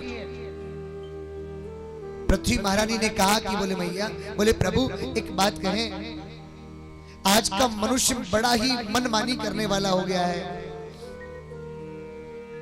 धन की 3 गतियां हैं, दान भोग नाश। पहले सबसे पहले घर में धन आए तो सबसे पहले उसका दान करो, फिर जो बच जाए उसका अपने जीवन में उपभोग करो, खाओ और खिलाओ, और खाने से पहले भी खिलाओ उसके बाद खाओ।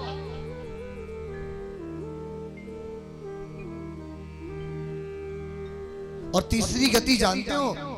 तीसरी गति है नाश, दान भोग और नाश, 3 गतियां हैं धन की। संत कहते हैं बोले भैया जो मुख में धर लियो वो हमारो,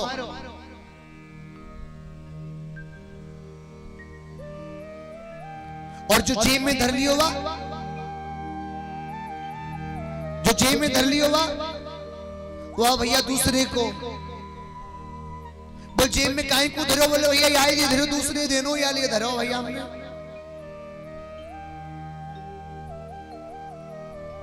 संत कहते हैं बोले दो काम आएंगे, एक तो आहा और दूसरा स्वाहा।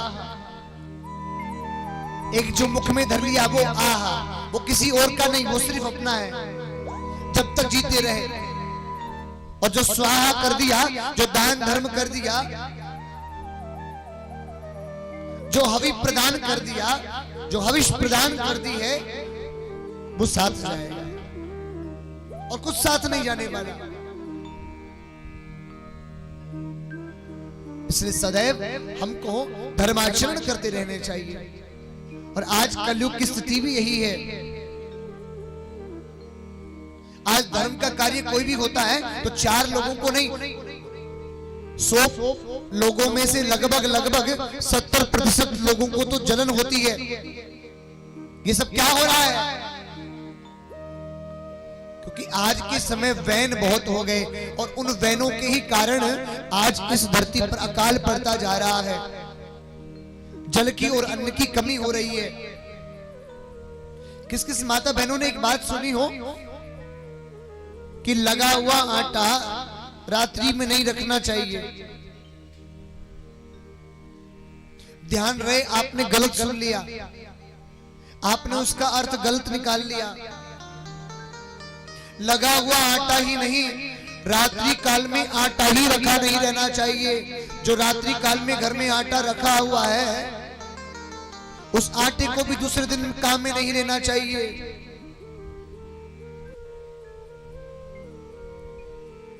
क्योंकि उस आटे में कीड़े पड़ जाते हैं और वो खाने योग्य नहीं होता, वो अन्य चींटियों के, पशुओं के, पक्षियों के खाने के योग्य हो जाता है।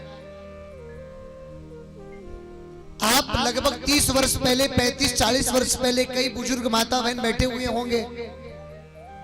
याद करो उन दिनों को, सुबह सुबह 4 बजे उठते और चाकी चलाकर और आटा पीसा करते, और इतना आटा पीसते, उतना ही आटा पीसते कि वो आटा उसी दिन काम आ जाए, अगले दिन काम में नहीं आना चाहिए। हाँ? उतना ही आटा पीसा करती माता बहन, वो उसी दिन काम में आ जाता, अगले दिन काम में नहीं आता।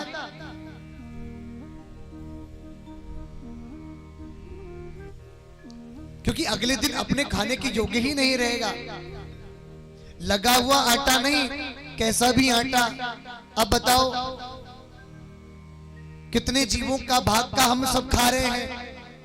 और ये बात तो छोड़िए माई बात, आज के समय तो आदमी रेस्टोरेंट में जाएगा, होटल में जाएगा और सेल्फी लेगा और कहेगा, स्टोरी लगाकर सोशल मीडिया पर कहेगा कि भैया आज पिज्जा खा रहे हैं, आज बर्गर खा रहे हैं। हाँ? एक बात कहें हम आप सबसे, जो मंडियों में अन्न जो सड़ जाता है ना, अनाज जो किसी काम का नहीं होता, वो फैक्ट्री वाले खरीदते हैं, वो फिर पिज्जा बर्गर बनाते हैं और सड़ा हुआ अन्न हम बड़े शौक से खाते हैं और कहते हैं पार्टी कर रहे हैं। एक बार ठोको ताली, जोरदार ताली बजाओ। बताइए आज के समय यदि ऐसा हो रहा है, हम शुद्ध अन्न तक नहीं खा रहे, तो आज के 30 साल बाद में क्या खाएंगे हमारे बच्चे? जब पानी ही नहीं रहेगा तो क्या खाएंगे? पृथ्वी जी महाराज ने हाथ जोड़कर मां पृथ्वी से कहा कि मां पृथ्वी, अब बताओ ना क्या करना चाहिए। पृथ्वी महारानी ने कहा कि यज्ञ करो। और पृथ्वी जी महाराज ने 100 यज्ञ किए, अश्वमेध यज्ञ किए, और यज्ञ की सफलता से पुनः पृथ्वी महारानी ने अन्न और जल देना प्रारंभ किया। आइए एक बड़ा सुंदर हम भजन श्रवण करते हैं।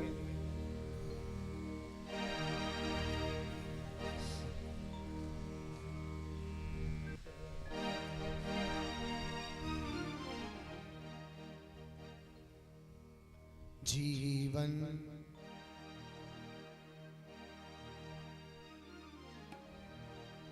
के हर सफर में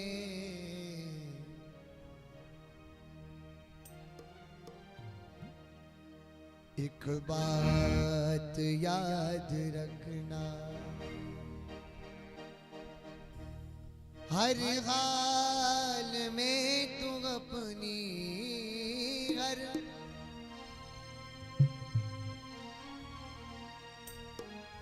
औकात याद रखना, जीवन के हर सफर में एक बात याद रखना, जीवन के हर सफर में एक बात याद रखना।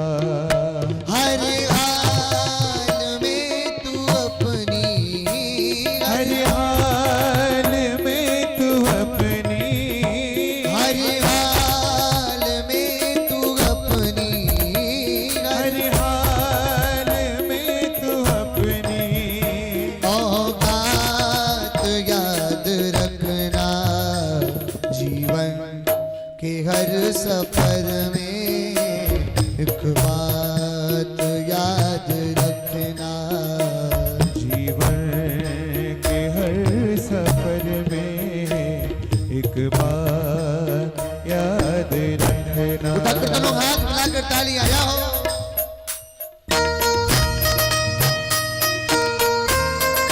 राधे।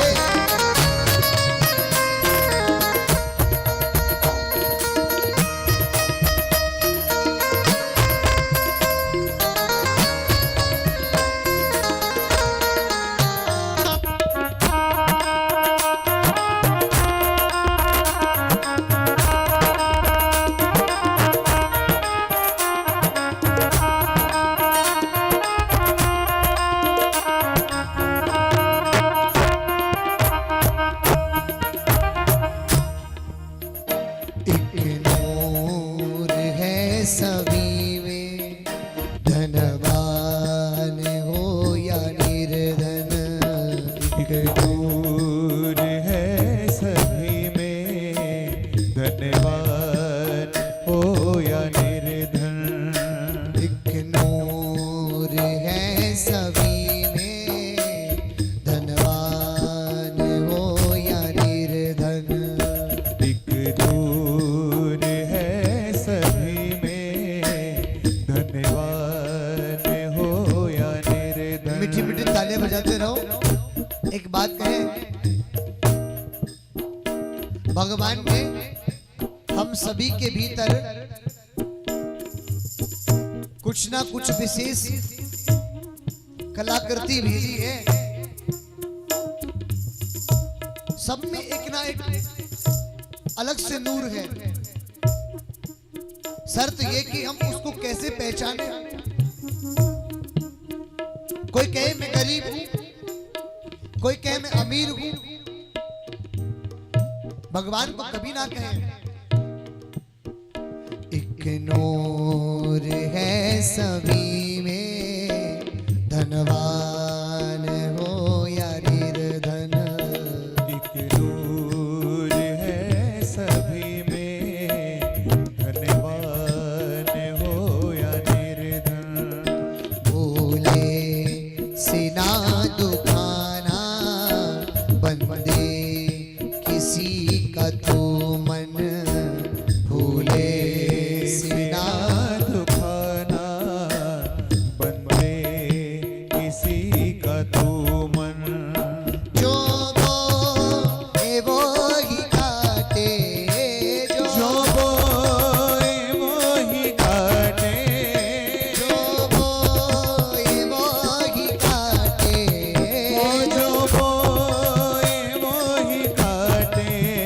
दिन रात याद रखना, हर हाल में तू अपनी औकात याद रखना, हर हाल में तू अपनी औकात याद रखना। उठाकर दोनों हाथ एक बार कह दीजिएगा, राधा रानी सरकार की जय हो, वृंदावन बिहारी लाल की जय हो, श्रीमद् भागवत महापुराण की जय हो। राधे।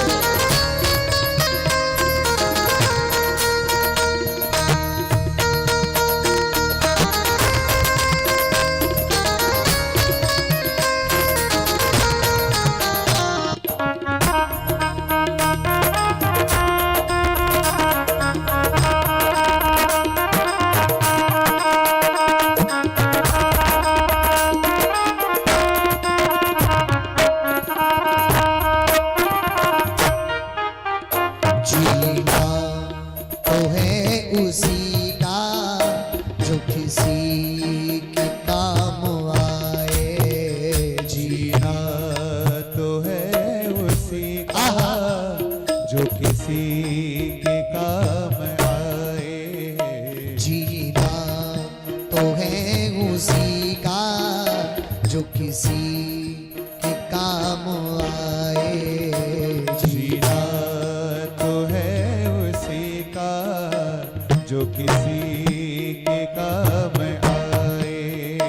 अपने लिए जो जिए वो तो पशु कहावे। अपने लिए जो जिए वो तो पशु कहाए। ये सारी जिंदगी का ये सारी जिंदगी का ये सारी जिंदगी का ये सारी जिंदगी का इंसान याद रखना। जीवन के हर सफर में एक बात याद रखना। जीवन के हर सफर में एक बात याद रखना। हर हाल में तू अपनी हो। हर हाल में तू अपनी हर हाल में तू अपनी औकात याद रखना। जीवन के हर सफर में एक बात याद रखना। जीवन के हर सफर में एक बात याद रखना। उठाकर दोनों हाथ मिलाकर ताली आ जाओ।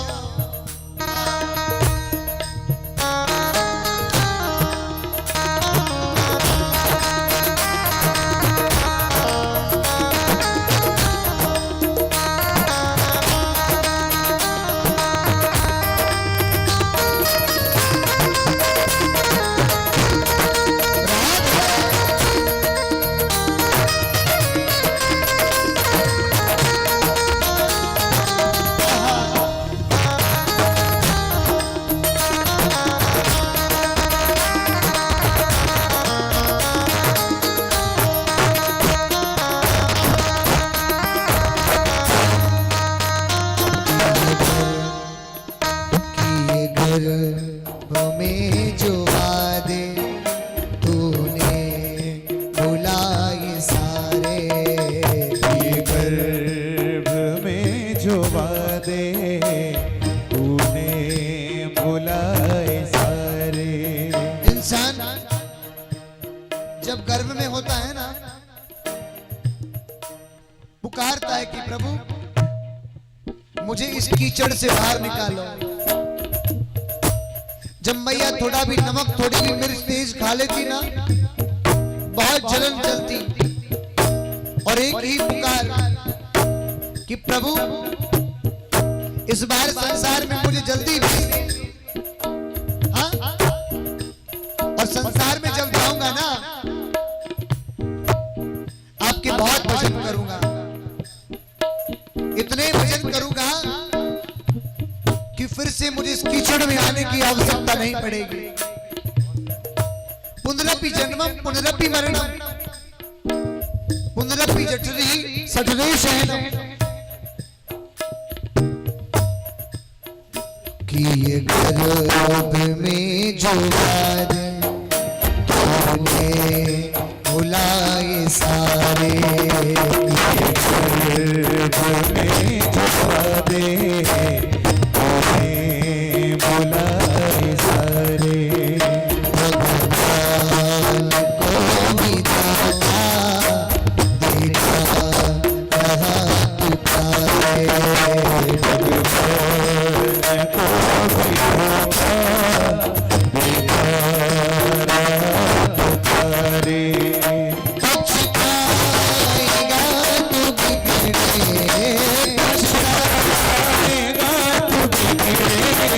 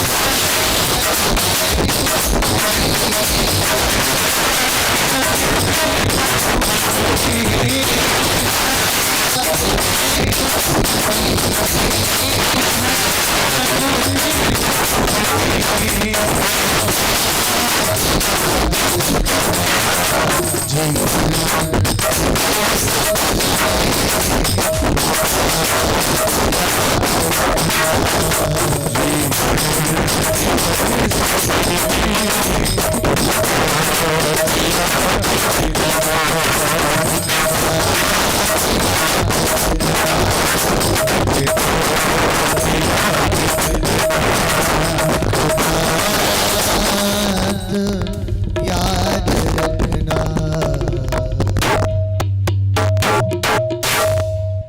बोले राधा रानी सरकार की जय, सदगुरुदेव भगवान की।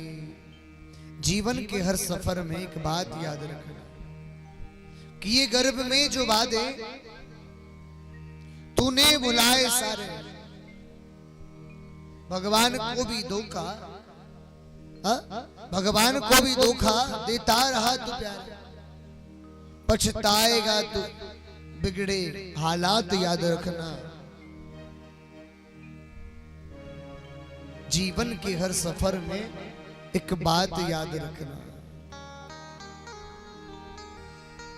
प्रिंस को राधा रानी सरकार की आज 108 अर्थात 100 यज्ञ किए, अश्वमेध यज्ञ पृथु जी महाराज ने, और पृथ्वी में जल और अन्न की आपूर्ति हुई।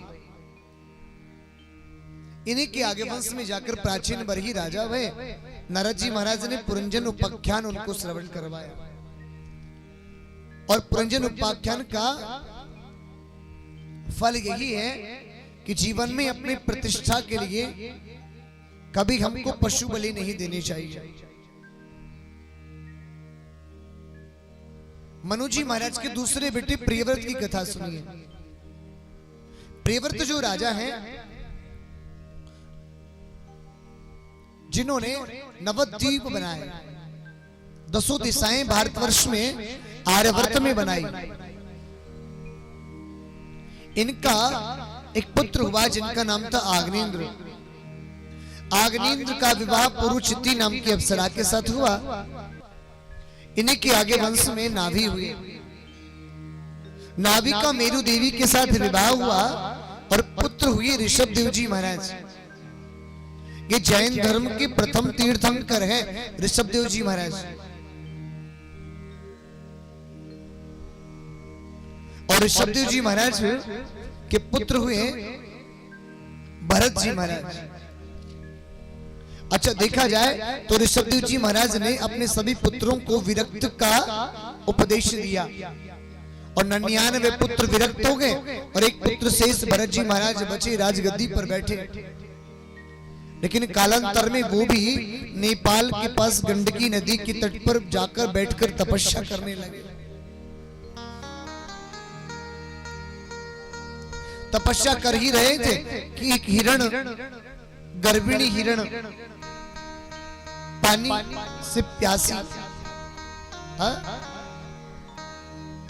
जल पीने के लिए आई। उसके पीछे एक सिंह दौड़ पड़ा मारने के लिए, और जैसे सिंह दौड़ा तो वो गर्भिणी हिरण ने तो गंडकी नदी को पार कर लिया, किंतु जो गर्भ स्थित जो मृग शावक था वो पानी में ही गिर गया। एक संत का स्वभाव है गिरे हुए को उठाना और मरते हुए को बचाना, स्वभाव है संत का। अच्छी बात है, उसको किनारे लेकर आए लेकिन भूल कर बैठे, अब उसी में मन लगा लिया। माया बंधन से मुक्त होकर संन्यास धर्म को अपनाया और संन्यास धर्म को अपनाने के बाद भी माया में जुड़ गए। ये भूल हो गई। एक बार वो मृग के झुंड में, हिरणों के झुंड में चला गया और निकल गया। याद करते करते भरत जी महाराज ने प्राण अंत कर लिए। और कहा जाता है भैया, अंत समय में प्रभु का नाम स्मरण करना चाहिए जिससे मुक्ति मिले। अंत काले च मामे व मोक्ष इच्छामि मां शुचः। मोक्ष की इच्छा, मुक्ति की इच्छा रखकर प्रभु का स्मरण करना चाहिए। लेकिन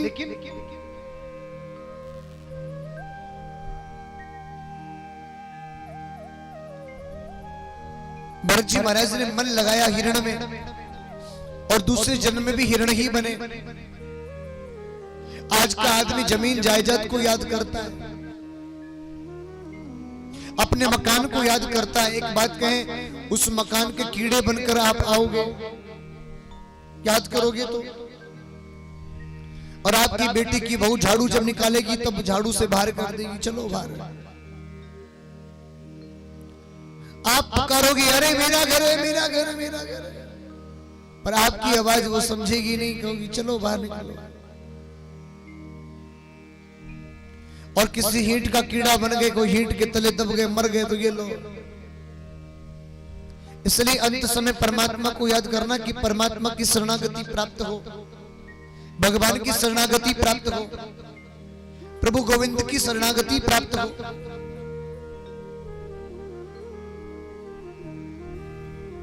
प्रभु का स्मरण अंत समय पर करना चाहिए।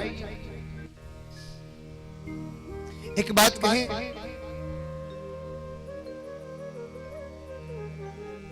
आज की व्यक्ति को मुक्ति मिलना बड़ा असंभव है, क्योंकि संतों की वाणी से हम सुनते हैं कि भैया जो व्यक्ति संसार में रहकर यदि माया में लिप्त रहे, ऐसा व्यक्ति को कभी मुक्ति प्राप्त नहीं हो सकती। जो माया से मुक्त नहीं हो सका, वो मरने के बाद क्या भला मुक्त हो सकेगा? हाँ? कैसे मुक्त हो सकता है बताइए?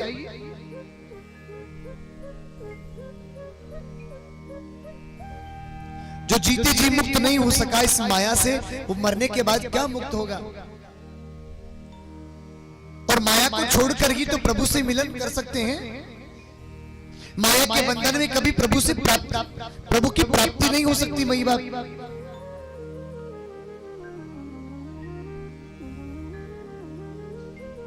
अगले जन्म में हिरण बने, जंगल में आग लगी और राख हो गया। और तीसरे जन्म में अंगिरस ब्राह्मण के गोत्र के यहाँ जन्म हुआ, जिनकी दो पत्नियां हैं। एक पत्नी के पुत्र और एक पुत्री है, और दूसरी पत्नी के दो पुत्र हैं, जिनमें से छोटे हैं भरत जी महाराज मजले। अब बताइए,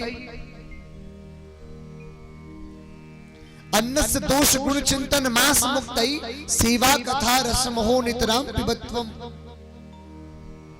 मुझसे कहीं दोष नहीं होना चाहिए। कोई अच्छा है तो खा रहे हैं, खाने दो। घर वालों को लगा ये तो मूड है, जड़ है, जड़ भरत नाम दिया, घर से बाहर निकाल दिया। कुछ काली मैया के अनुयायी, महाकाली मैया के अनुयायी घूम रहे थे। किसी रिष्ट पुष्ट व्यक्ति की पहचान कर रहे थे। कोई रिष्ट पुष्ट व्यक्ति मिले बलि के लिए, और थोड़ा मूड हो, कुछ काम का ना हो, उसी को पकड़ा जाए। अब सब लक्षण युक्त भरत जी महाराज नजर आए, ना तो कुछ बोले और ना कुछ कहें, पकड़ कर ले गए। अब भरत जी महाराज को भैया लेकर गए और पहले तो खिला रहे हैं, खूब खुआयो भैया। भरत जी महाराज ने भी सोची, ओह प्रभु आनंद है गए, आज ही घर से बाहर निकले।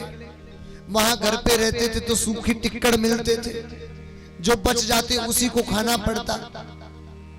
आज पहली बार घर से बाहर निकला हूं, देखो पकवान मिल रहे हैं। अब भरत जी महाराज को पता नहीं कि बलि पूजा का विधान है, जिसकी बलि दी जाए वाते पहले खूब खुआए हो जाए। अब भैया माल पुए चकाचक खा ही रहे। बोले भरगो, बोले हाँ संतृप्त है गए। अब बलि को जिसी नंबर आया वो खड़ग निकारी भैया, और जैसे प्रहार किया और और उसी बीच में भैया भद्रकाली मैया प्रकट हो गई। बोली काली मैया की। सासा उच्चाटन से देवी भद्रकाली मां प्रकट हुई, सभी दुष्टों का संहार किया और भरत जी महाराज को गोद में बिठाकर स्नेह किया। लाला, तुमको कोई चिंता नहीं है, तुम्हें कोई भय नहीं है, आप मुक्त हो चुके हैं। भरत जी महाराज प्रसन्न होकर मां को प्रणाम कर सीधे निकल गए। सिंधु सोवियर देश के राजा रहुगण आए और राजा रहुगण जा रहे थे गंगा सागर कपिल मुनि के आश्रम में उपदेश प्राप्त करने के लिए। 4 सैनिक पालकी में लगे हैं। एक थोड़ा थक गया सो कहने लगा, राजन आपका आदेश हो जाए तो ये रिष्ट पुष्ट व्यक्ति है, इसको हम पालकी के नीचे लगाए, सब हमारी सेवक ही है, लगा दीजिए। आज भरत जी महाराज को पालकी में लगा दिया गया। अब जैसे चींटी आवे, कीड़ा आवे, उछल जावे और लकड़ी को बनो खटोला, भैया बात टांट में लगे बार बार, जैसे उछले वैसे ही भैया टांट में लगे, जोर से चिल्लावे रहुगण, कहने लगे अरे बहुत मोटे हो, बहुत खाते हो, लगता है बहुत रोगी हो, बड़ी कामी हो, बहुत बड़ा दुर्व्यवहार दुर्वचनों से किया। आज भरत जी महाराज पहली बार बोले हैं। कहने लगे, राजन आपने हमको क्या कहा? तो योदितम विक्तम विप्रलब्ध भर्तुर्षमे यदि शाद वीर। आपने हमको क्या कहा? मोटे हैं, स्थूल्यम कार्श्यम, व्याधया आदयस्य। अरे मोटा होना, पतला होना, रोगी होना, अरोगी होना, ये तो शरीर का स्वभाव है राजन। आपने मुझे कहा कि नौकराई करना नहीं आता, अधिक भार हो जाने से किसी की सेवा करना तुम्हें नहीं आता, लगता है आप निंद्रा में हैं। निंद्रा रतिर्मन्यु रमदम सुचौ, लगता है आप पवित्र नहीं होकर आए हैं। काम पीड़ा करने के पश्चात आप पवित्र नहीं होकर आए हैं, इसलिए मलिन हो रहे हैं, आपकी बुद्धि मलिन हो रही है। आप ब्राह्मण हो, लगता है आपको जीवन मृत्यु का कोई भय नहीं है। जीवन मृत्युत्वम नियमेन राजन। हे राजन, आप जीवन और मृत्यु का कौन सा नियम सिखाने लगे थे? क्या आपके वश में जीवन है? क्या आपके वश में मृत्यु है? बताइए ना एक बार। हाथ जोड़कर आज रहुगण ने प्रणाम किया और कहने लगे, कहीं आप ही तो कपिल मुनि नहीं हैं? कस्तम निगूढ़ सरसी द्विजाना विवर्ष सूत्रम कतमो वधूता। कहीं आप ही तो कपिल मुनि नहीं हैं?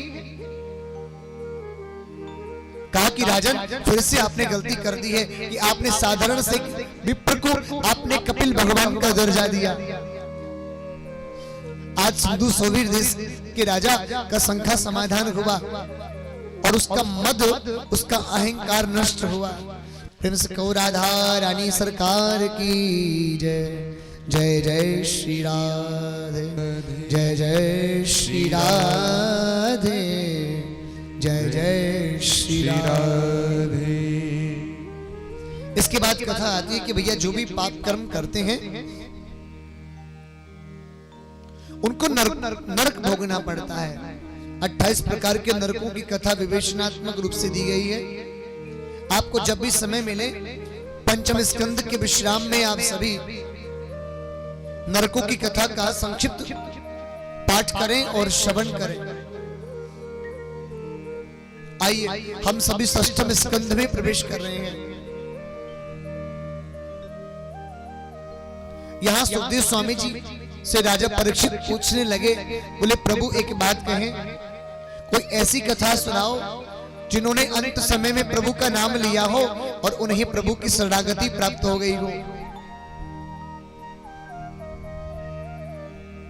कहने लगे, बोले राजन, एक कान्यकुब्ज देश में कान्यकुब्ज एक ब्राह्मण था जिसका नाम था अजामिल। बड़ा ही धर्माचरण करने वाला था, किंतु एक बार जब वो एक उपवन में गया तो वहां उसका मिलन एक वैश्या से हुआ और वैश्या पर वो आसक्त हो गया, गणिका पर आसक्त हो गया। प्रस्ताव रखा कि हम आपसे विवाह करना चाहते हैं। अच्छा, अजामिल की एक पत्नी पहले से है और 10 पुत्र और हैं, लेकिन उस गणिका को घर में लेकर आ गए और अपनी पत्नी को और अपने बच्चों को घर से निष्कासित कर दिया। एक बार उनके गांव में सप्तऋषि आए, ऋषि मंडल आया, और जब सप्तऋषि मंडल आया ना माई बाप, रात्रि काल में विश्राम करना चाहते थे। पूछने लगे कोई ब्राह्मण का घर हो तो बताओ। कहने लगे, बोले हाँ है ना, अजामिल ब्राह्मण, बहुत अच्छा श्रेष्ठ कुलीन ब्राह्मण है, आप वहां के पास जाओ। कोई मजाक किया था, ईर्ष्या करने वाला था, अजामिल के यहां भेज दिया गया। अब रात्रि काल जैसे ही होता, संध्या होती तो निकल जाता अजामिल चोरी करने के लिए, डकैती करने के लिए। धर्म पत्नी मिली, गणिका मिली।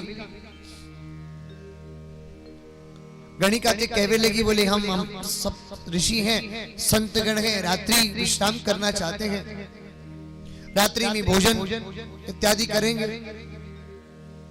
लेकिन हाव भाव देखकर संतों ने मन में ही विचार कर लिया कि यहां भोजन करना ठीक नहीं है। उपहास का कहकर आज इग्नोर किया, और प्रातः होते ही जैसे ही अजामिल आया और उधर से विदाई, गणिका से कहने लगे, सप्तऋषि मंडल, क्या आप हमको विदा नहीं करोगे? अजामिल तक ये समाचार सुनाया कि इन संतों को विदाई दो। टूट पड़ा, क्रोधित हो गया, मैं अब वो अजामिल नहीं रहा, मेरी गिनती डाकुओं में आने लगी है, कुछ नहीं मिलेगा, जाओ। अरे अजामिल, हम आपसे धन नहीं लेना चाहते। क्यों? क्योंकि आप लूट कर लाते हो। ऐसा लूटा हुआ धन हमारे जीवन में काम नहीं आएगा, हमारे ही तपश्चर्या को नष्ट कर देगा। तो क्या चाहिए बताइए? बस एक वचन दे दीजिए, कहिए। आपकी जो धर्म पत्नी जो गणिका है, वहां के गर्भ में जो बालक है, वहां को नाम बस नारायण धर दियो। आज जैसे ही पुत्र उत्पन्न हुआ, नाम रखा, नामकरण संस्कार किया नारायण। अब नारायण में इतनी प्रीति हो गई, जब कोई काम करता तो नारायण ही नारायण पुकारता। अंत समय आया, नारायण नारायण पुकारने लगा और प्रभु की शरणागति मिली। एक तरफ यम के दूत आए और एक तरफ प्रभु नारायण के पार्षद आए, दोनों में द्वंद्व हुआ। भगवान नारायण साक्षात आए और यमराज से कहने लगे, यमराज, म्रियमाणो हरि नाम, मरते हुए इसने हरि नाम लिया है। म्रियमाणो हरि नाम गुणन पुत्रोपचारितम, चाहे पुत्र का नाम औपचारिक रूप से ही लिया हो। अजामिलोपगाद्याम किम पुनः श्रद्धया गण। अब इस अजामिल की श्रद्धा को नहीं गिना जाएगा। किसने पुत्र का नाम लिया या हमारा नाम लिया, लेकिन इसने अंत समय हरि नाम लिया है। और नाम की अति महिमा है माई बाप, नाम की बड़ी महिमा है। ऐसे दयालु है प्रभु।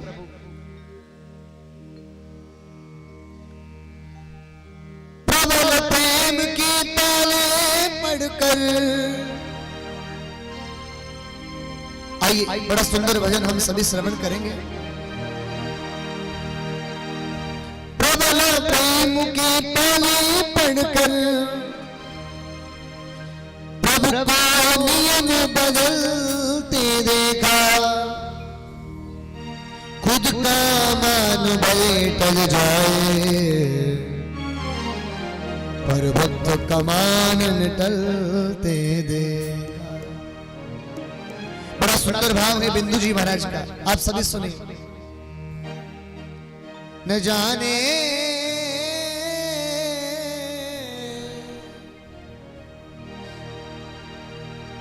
न जाने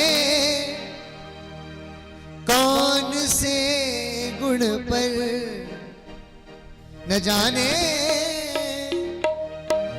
कौन से गुण पर दया निधि रीझ जाते हैं, न जाने कौन से गुण पर दया निधि रीझ जाते हैं, कौन से गुण पर दया निधि रीझ जाते हैं।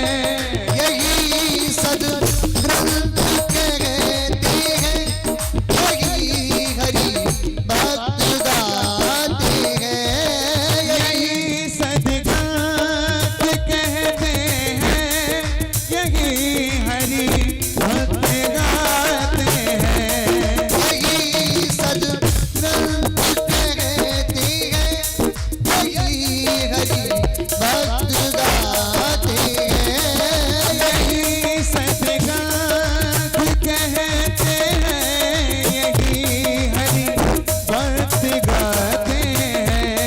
न जाने कौन से गुण पर, न जाने कौन से गुण पर दया निधि रीझ जाते हैं। न जाने कौन से गुण पर दया निधि रीझ जाते हैं। हाथ पर ताल मिलाकर कहिए, भक्तों भगवान की जय हो।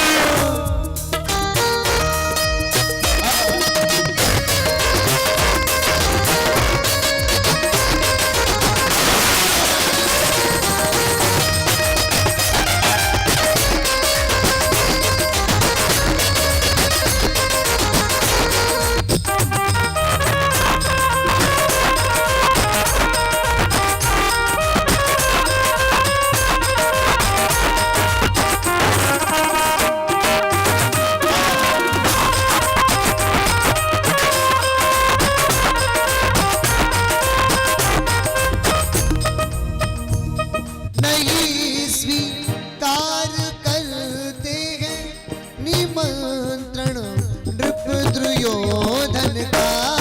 नहीं स्वीकार करते हैं निमंत्रण निप दुर्योधन का।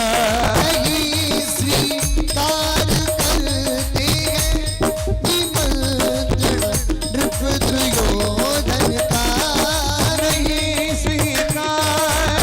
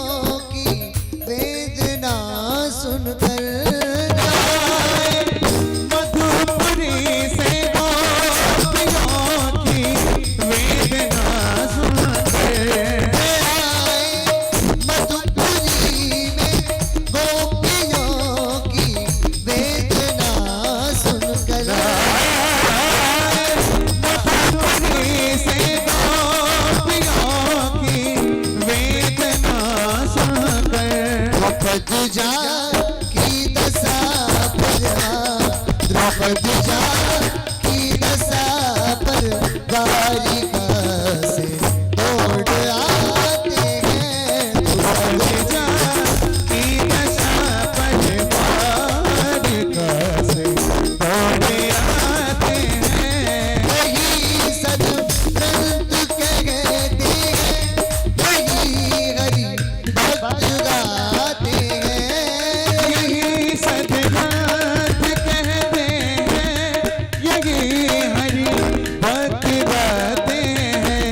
न जाने कौन से गुण पर, न जाने कौन से गुण पर दयानिधि रीझ जाते हैं।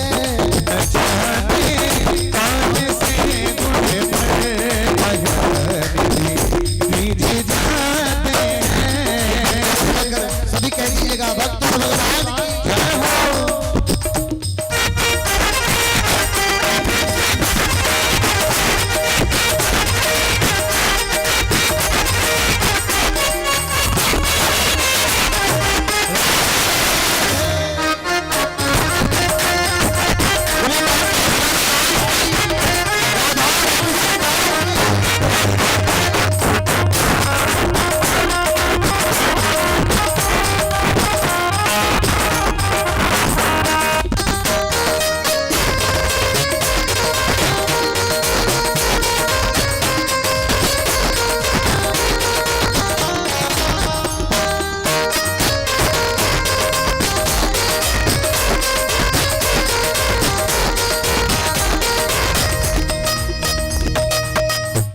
न रोए वन गमन में श्री पिता की वेदनाओं पर। न रोए कमर में श्री पिता की वेदनाओं पर। न रोए वन गमन में श्री पिता की वेदनाओं पर। कमर में श्री पिता की वेदनाओं पर। उठाकर गीत को निज गोद, उठाकर गीत को निज गोद में आंसू बहाते हैं। उठाकर गीत को निज गोद में सुबहाते हैं। यही सदग्रंथ कहती है, यही हरि भक्त गाते हैं। यही सदग्रंथ कहते हैं, यही हरि भक्त गाते हैं। न जाने कौन से गुण पर, न जाने कौन से गुण पर दयानिधि रीझ जाते हैं। न जाने कौन से गुण पर दयानिधि रीझ जाते हैं। तो हाथ लगे ताल लगे जाओ।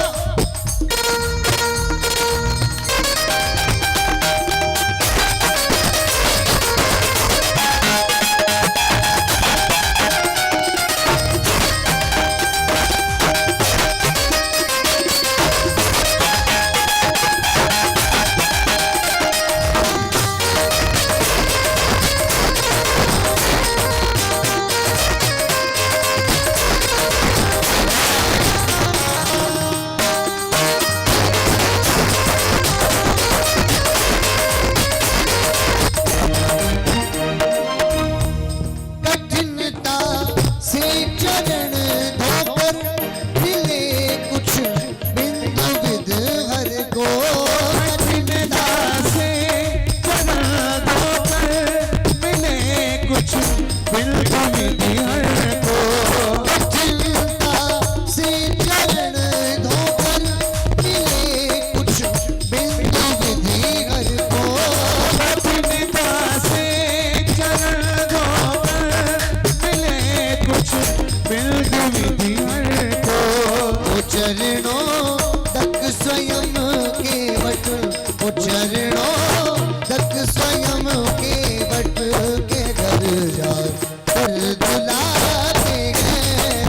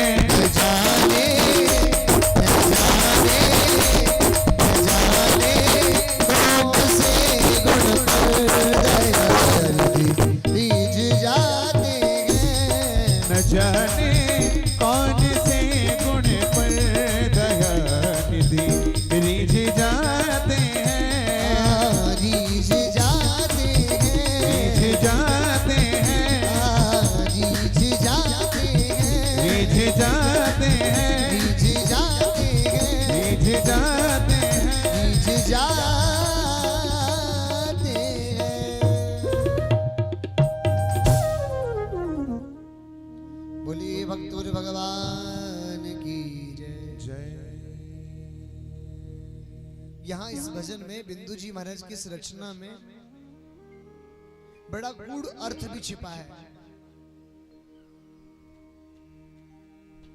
बड़ा गंभीर अर्थ छिपा हुआ है। आप सभी गाइए, सभी गुनगुनाइए हमारे साथ और बड़े ध्यान से सुनकर गाइए। सत्संग का असली आनंद वही जिसमें संग हो, हाँ? और संग नहीं तो भैया काहे का सत्संग। अच्छा संग हो तभी सत्संग बनता है। सभी गाइए, बड़ा सुंदर भाव है।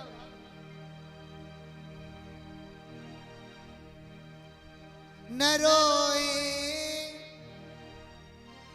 वन गमन में श्री पिता की वेदनाओं पर न रोए। गाइए गाइए गाइए। श्री पिता की वेदनाओं पर न रोए वन गमन में श्री पिता की वेदनाओं पर क्यों नहीं रोए? बड़ा गजब का मार्मिक प्रश्न है। क्यों नहीं रोए? एक पिता की आंखों में आंसू देखकर क्यों नहीं रोए राम? आखिर मर्यादा पुरुषोत्तम जगत ईश्वर, जगत पिता, जगत नियंता, जगदाधार क्यों नहीं रोए?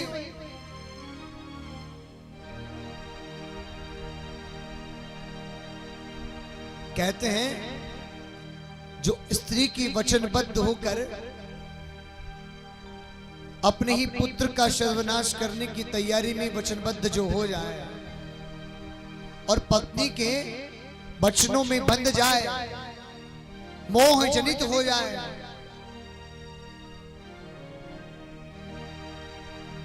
ऐसे उस पिता की वेदनाओं पर क्या दुख होगा?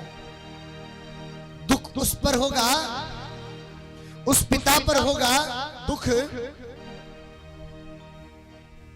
जो किसी की बहन, बेटी, अबला को कोई दुखी कर रहा हो, जिस पर आंच पहुंचाने का प्रयास कर रहा हो। पिता वही जो रक्षा करे, जो संरक्षक हो वही पिता। और जो जब एक संरक्षक, जब एक रक्षक पिता जब सतीगति को प्राप्त होता है तो उन्हें उठाकर गोद में रोते हैं। कौन? राम।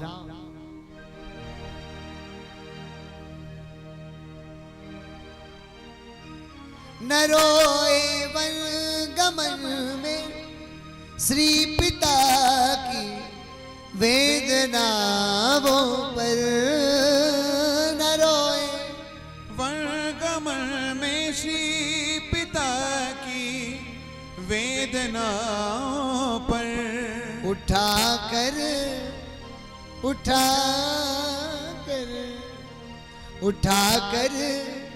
गीत को निज गोद में आंसू बहाते हैं।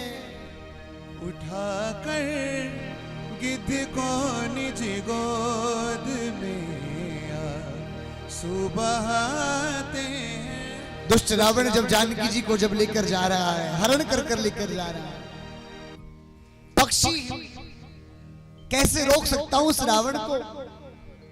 लेकिन मरते दम तक लड़ता रहूंगा, चाहे मेरे प्राण निकल जाए, प्राण चाहे न्योछावर हो जाए, मेरे जीते जी रावण मां जानकी को लंका में नहीं लेकर जा सकता। बजाओ ताली। उठाकर गीत को निज गोद में आंसू बहाते हैं। और बड़ा मार्मिक प्रश्न है, क्या वो गिद्धराज जटायु भी क्या पिता है राम के? बड़ी बड़ी विचित्र कथा है, बड़ी दिव्य मंगल कथा है। एक बार जब दशरथ जी महाराज देवासुर संग्राम कर कर जब धरती पर आ रहे थे तो उनका रथ विचलित हो गया और सीधे धरती पर गिर रहे हैं। और जैसे धरती की ओर जैसे गिरने लगे तो गिद्धराज जटायु जी ने अपने पंखों से उनको जीवन दान दिया, सरलता से उनको पृथ्वी पर उतारा। दशरथ जी महाराज ने कहा कि हे जटायु, हे पक्षीराज, एक निवेदन, आज जो कुछ मांगना चाहो सो मांग लो, सब कुछ देने के लिए मैं दशरथ राजा तैयार हूं। गिद्धराज जटायु ने कहा कि देखो, मैं ब्रह्मचर्य व्रत का पालन किया हूं, मेरे कोई संतान नहीं है। हे दशरथ, हे राजा, आपके तो पुत्र 4 होंगे, आप ज्येष्ठ पुत्र मुझे दत्तक पुत्र के रूप में दे देना, मैं झोली पसार कर मांग रहा हूं। इसलिए दशरथ जी महाराज का पिंडदान राम जी नहीं कर पाए। यदि पिंडदान किया तो गिद्धराज जटायु का किया। प्रेम से कहो राघवेंद्र सरकार की। उठाकर गीध को निज गोद में सुबहाते हैं, यही सदग्रंथ कहते हैं, यही हरि भक्त गाते हैं, यही सद ग्रंथ कहते हैं, यही हरि भक्त गाते हैं। रीझ जाते हैं, न जाने कौन से गुण पर दया निधि रीझ जाते हैं। ऐसे भक्त और भगवान की कथा आई और अजामिल का उद्धार हुआ। एक बार की दिव्य मंगल कथा आती है कि इंद्र को अपने बृहस्पति जी पर, गुरु जी पर अविश्वास हो गया और त्वष्टा ऋषि, दैत्यों के ऋषि के पुत्र विश्वरूप को उन्होंने गुरु जी बना दिया। किंतु विश्वरूप चोरी से राक्षसों को हवि देने लगा। इंद्र को जब ज्ञात हुआ तो विश्वरूप को गुरु पीठ पर बैठे हुए पर उसने प्रहार किया, गर्दन धड़ से अलग किया, किंतु इंद्र ने उनको मार तो दिया, लेकिन गुरु स्थान पर बैठे हुए थे इसलिए उनको ब्रह्म पाप लग गया और ब्रह्म पाप को विभक्त किया गया, बांटा गया। वृक्षों में जो गोंद देखते हैं ना, वो ब्रह्म पाप की निशानी है भाई बाप। किसी भी जीव के अंग प्रत्यंगों को यदि हम काटेंगे तो कष्ट होगा, दुख होगा, दर्द होगा। वरदान क्या मिला? बोले जहां सेवाल होगी उसके ठीक नीचे जो जल होगा वो बड़ा प्यूरिफाई होगा और निर्मल होगा, स्वच्छ होगा और कई रोगों की वो दवा होगा। ये वरदान प्राप्त हुआ। फिर कहा गया, बोले पता नहीं है, लेकिन धीरे धीरे धीरे समय के आने पर उबड़ खाबड़ जो भूमि है, खारयुक्त जो भूमि है, पुनर्सृजित हो जाएगी। ये वरदान भी प्राप्त हुआ। और माता बहनों में जो मासिक धर्म जो देखने को मिलता है वो भी एक यही ब्रह्म पाप है, लेकिन इसमें वरदान भी मिला कि गणना के अनुरूप ये समय संतति में बड़ा सहायक होगा। ये वरदान भी प्राप्त हुआ। जब मालूम हुआ त्वष्टा ऋषि को कि विश्वरूप का वध इंद्र ने कर दिया तो उन्होंने वृत्रासुर नाम के दैत्य को छोड़ा। वृत्रासुर नाम के दैत्य ने भी वरदान प्राप्त कर रखा था कि मैं किसी भी धातु से बने हुए शस्त्र से नहीं मरूं या अस्त्र से मरूं। वृत्रासुर ने त्राही करा दी। देवता सभी भगवान विष्णु के पास गए। भगवान नारायण ने उपदेश दिया कि जाओ आप कहां जाओ? दधीची ऋषि के पास जाओ, जो तपस्या कर रहे हैं। मांस मज्जा रक्त उनका नहीं बचा है, हड्डियां शेष बची हैं। लोक कल्याण की भावना को लेकर जाएंगे। तो दधीची ऋषि इतने दानवीर हैं, ऐसे दाता हैं कि वो अपनी स्वयं की हड्डियां भी आपको दान में दे देंगे, लोक कल्याण की भावना से जाओगे तो। हमारे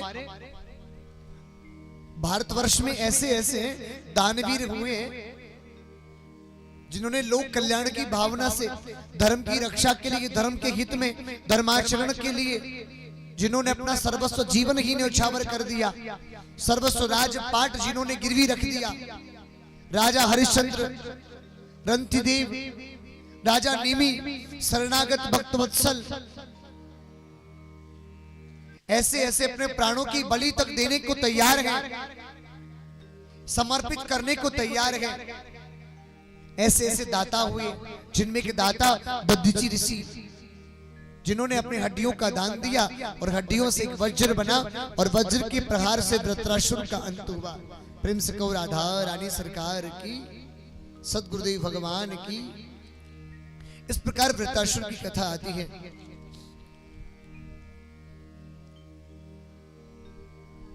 आज एक मन में प्रश्न हुआ मां दिति के,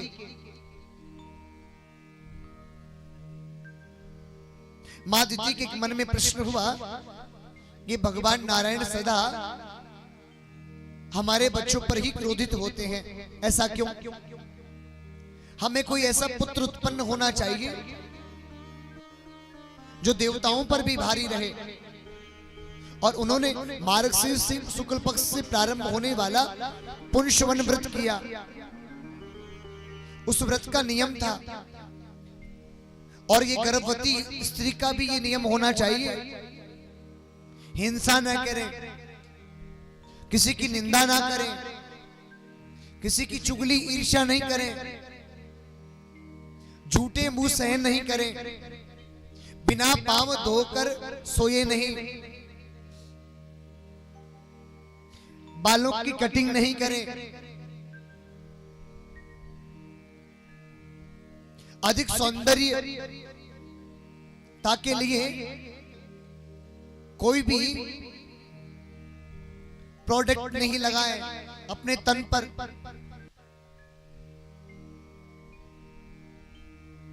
और साथ ही बहुत कम अन्न ग्रहण करें, ना के बराबर अन्न ग्रहण करें, और फल फ्रूट खाएं, वनस्पति से उगने वाले खाद्य वस्तु खाएं, क्योंकि माई बाप अन्न में भी बहुत नशा होता है। और दिन में शयन नहीं करें, झूठा भोजन किसी का नहीं करें। क्यों? क्योंकि भीतर बैठा भगवान है, जो किसी के बारे में भेद नहीं जानता। स्त्री पुरुष का उसे ज्ञान नहीं है, इसलिए गर्भवती स्त्री को झूठा भोजन नहीं करना चाहिए, और ना ही दिन में शयन करना चाहिए। झूठ तो गलती से भी ना बोले।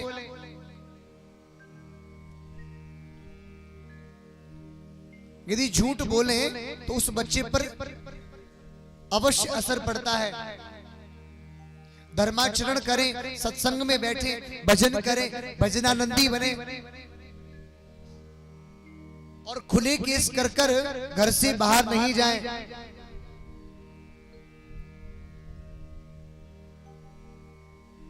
नित्य प्रतिदिन धर्माचरण कर कर भगवान की सेवा पूजा अर्चना करें, अपने पति का सम्मान करें, अपने सास ससुर की पूजा अर्चना करें, अर्थात उनका सम्मान करें। इतना ही नहीं, यहां तक लिखा है कि नाखून भी नहीं काटे। ये समस्त नियम जितने भी हैं ना, उन सभी नियमों का आचरण कर कर जो गर्भवती स्त्री अपने बालक को जन्म देती है, अवश्य ही वो बालक इस दुनिया के लिए काम आने वाला बनता है। या तो ये तो महान विद्वान बनेगा, या महान अग्रगण्य कार्य करने वाला वो श्रेष्ठ बालक होगा जिसकी प्रखर बुद्धि होगी और दिव्य तेज होगा और दुनिया में जाना जाएगा और प्रभु भक्त होगा। ऐसा पुण्यवन व्रत का एक संकल्प लिया किसने? मां दिति ने, दैत्यों की मां, राक्षसों की मां। अब इंद्र को जब मालूम हुआ कि मेरी मौसी इतना अघोर तपस्या कर रही है, हा? और वाकई एक ऐसो लाला उत्पन्न है वे वारो है जो हम पर भारी होएगा। रोज रोज जाए भैया फलाहार लेके, बोले मैया अरे मौसी फलाहार लाए हो तो को कैसे भी व्रत खंडित है जाए। बड़ी समझदार दिति मां भगा देवा को, चल यहाँ आयो, बड़ी खातिरदारी करके। आज भैया एकाएक आज मां दिति से भूल हो गई कि वो झूठे मुंह सो गई, और जैसे सो गई, आज सोने के बाद इंद्र देवता गर्भ में प्रवेश कर गए और उस बालक के 7 टुकड़े कर दिए। जब संशय हुआ कि 7 अंशों में तो उत्पन्न नहीं ले लेगा, तो 7 टुकड़ों के 7 टुकड़े और कर दिए। कितने हो गए? 16 49। मैया कह रही है 49 49 हो गए। प्रेम से कह दो राधा रानी सरकार की, सदगुरुदेव भगवान की। ये 49 जो है ना भैया, मरुत 49 ये भैरव है, और वो भैरव बने जिनको देवता के रूप में आज भी हम पूजते हैं। ये हैं तो राक्षस कुल के, लेकिन देव योनि इनको प्राप्त भई। बोले भैरव देव भगवान की। सुखदेव स्वामी से आज राजा परीक्षित पूछने लगे, कहने लगे, बोले गुरुदेव एक बात बताइए हमको। हमने सुना है कि प्रभु के जय और विजय 2 पार्षद थे, और उन्हीं के दुर्व्यवहार के कारण और सनत कुमारों के श्राप के कारण जय और विजय को राक्षस बनना पड़ा। वो कथा सुनाइए।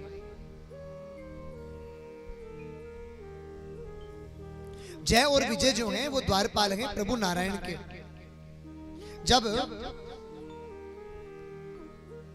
एक बार सनत कुमार प्रभु मिलन की इच्छा से आए, तो जय और विजय ने रास्ता रोक दिया। कहते हैं भैया जो कथा सुनने को जावे, जो मंदिर को जावे और जाते हुए को कोई रोके, कोई कथा सुनने को जावे और जाते हुए को कोई रोके टोके, ऐसे टोकने वाले व्यक्ति को राक्षस बनना पड़े भैया।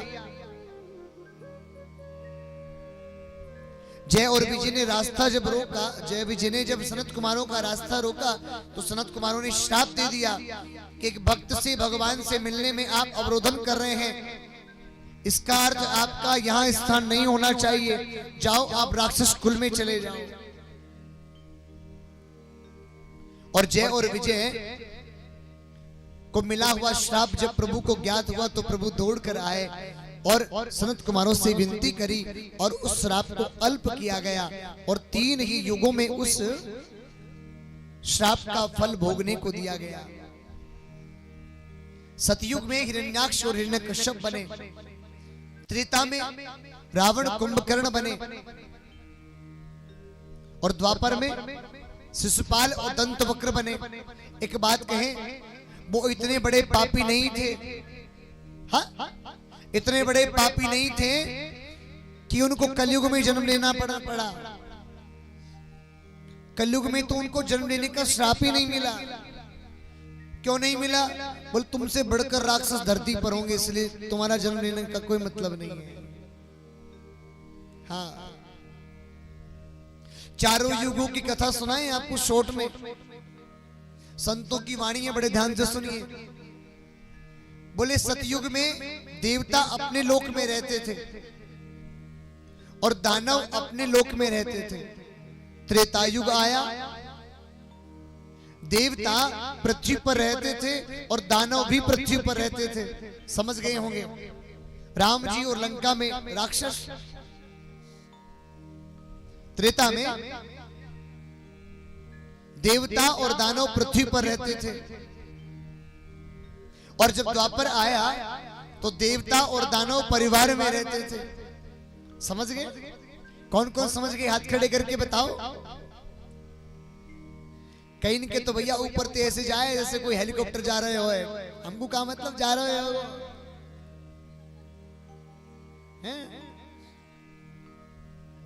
द्वापर युग में देवता और दानव एक ही परिवार में रहते थे, एक तरफ कौरव और पांडव। अब सबको मालूम हुआ? किस किस को मालूम हो गया? हाथ खड़े करके बताओ। संख्या बढ़ गई, तभी कहते हैं कथाओं में आया करो, सत्संग में बैठा करो। आजकल तो भजन भी ऐसे हो गए, क्या बताएं भैया, जा में कोई मर्म नहीं, जाको कोई मतलब नहीं, जाको कोई तथ्य नहीं। फिल्मी धुन पर ऐसे भजन आ गए। मैं तो कहूं भैया, हमारी कथा में तो हम फिर भी पद गावे, और जो मर्म होई करे वही गाए।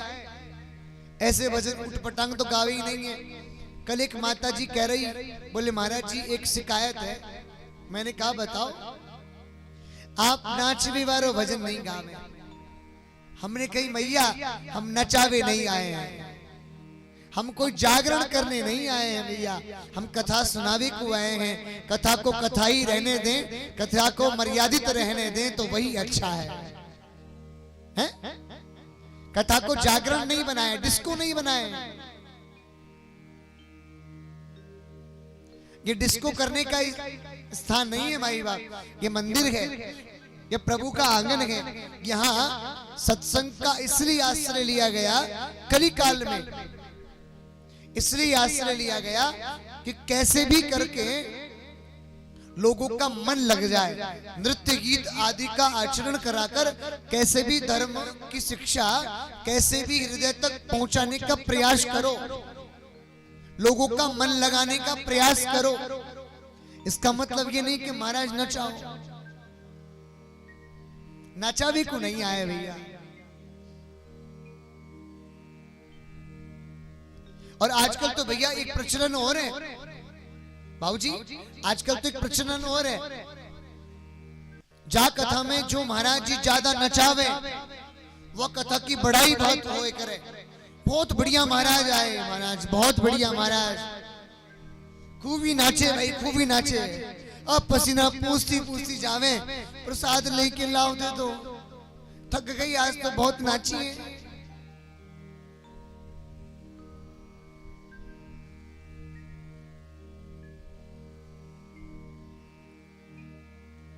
भाई बाप कथा को कथा ही रहने दें तो आनंद आए। तुम तो नाच लोगे। एक बात बताओ, जो बूढ़ी बड़ी माता जी है जो कथा सुनने के लिए आई है, उनके भाव में तो रस घुल गया ना, है? वो नाच नहीं सकती तो मैं कहता हूं भगवान के दरबार में नाचना चाहिए, लेकिन एक डिवीजन मत बनाइए कि नाचने का भजन अलग से, ये नाचने के भजन है और ये भाव के भजन है। मैं तो कहता हूं भजन वही है जिसमें भाव है, और जिसमें भाव नहीं वो कहीं का भजन है? इसमें विभाजन नहीं है भैया, इसमें डिवीजन मत बनाइए। नाचने के भजन अलग, भाव के भजन अलग। मैं तो यही कहता हूं सदा, जिस भजन में भाव नहीं वो भजन कहीं का बात का।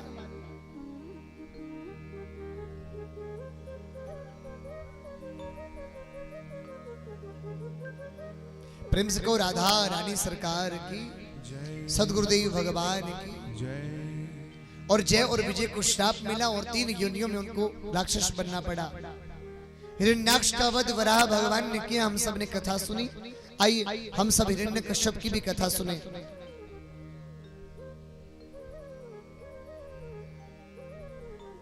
हिरण्यकश्यप मंदराचल पर्वत की चोटी पर चला गया, ब्रह्मा जी की तपस्या करने लगा। जब ब्रह्मा जी प्रसन्न हो गए तो कहवे लगो कि बोले ब्रह्मा जी हमको आप अमर बना दो। ब्रह्मा जी कहवे लगे देखो भैया, जाने जन्म लियो है बाकी मृत्यु निश्चित है। हा? जाने जन्म लियो है बाकी मृत्यु का है निश्चित है। मृत्यु लोक पर तो मृत्यु निश्चित है, कितने ही बच लो एक दिन जाना है। तो बोले प्रभु हमको कोई ऐसा वरदान दो। बोले मांगो। बोले ना धरती पर मरे ना आकाश में मरे, ना शस्त्र से मरे ना अस्त्र से मरे, ना नर से मरे ना पशु से मरे, ना घर के बाहर मरे ना भीतर मरे, 12 महीने के किसी भी महीने में नहीं मरे, ना दिन में मरे ना रात में मरे, ना घर के बाहर मरे ना भीतर मरे। ब्रह्मा जी ने कह दिया तथास्तु। उधर तपस्या करने के लिए गए थे हिरण्यकश्यप, और इधर क्या हुआ जानते हैं? इंद्र देवता ने हिरण्यकश्यप जी की धर्मपत्नी कयादु का हरण कर लिया। नारद जी महाराज आए और नारद जी महाराज ने कहा कि बोले इंद्र देवता ये आप ब्रह्म पाप कर रहे हैं, गर्भवती स्त्री का हरण नहीं करना चाहिए। बस क्षण भर में अवसर मिला और गर्भ स्थित शिशु को आज प्रभु के परम भक्त नारद जी महाराज ने नारायण मंत्र दे दिया।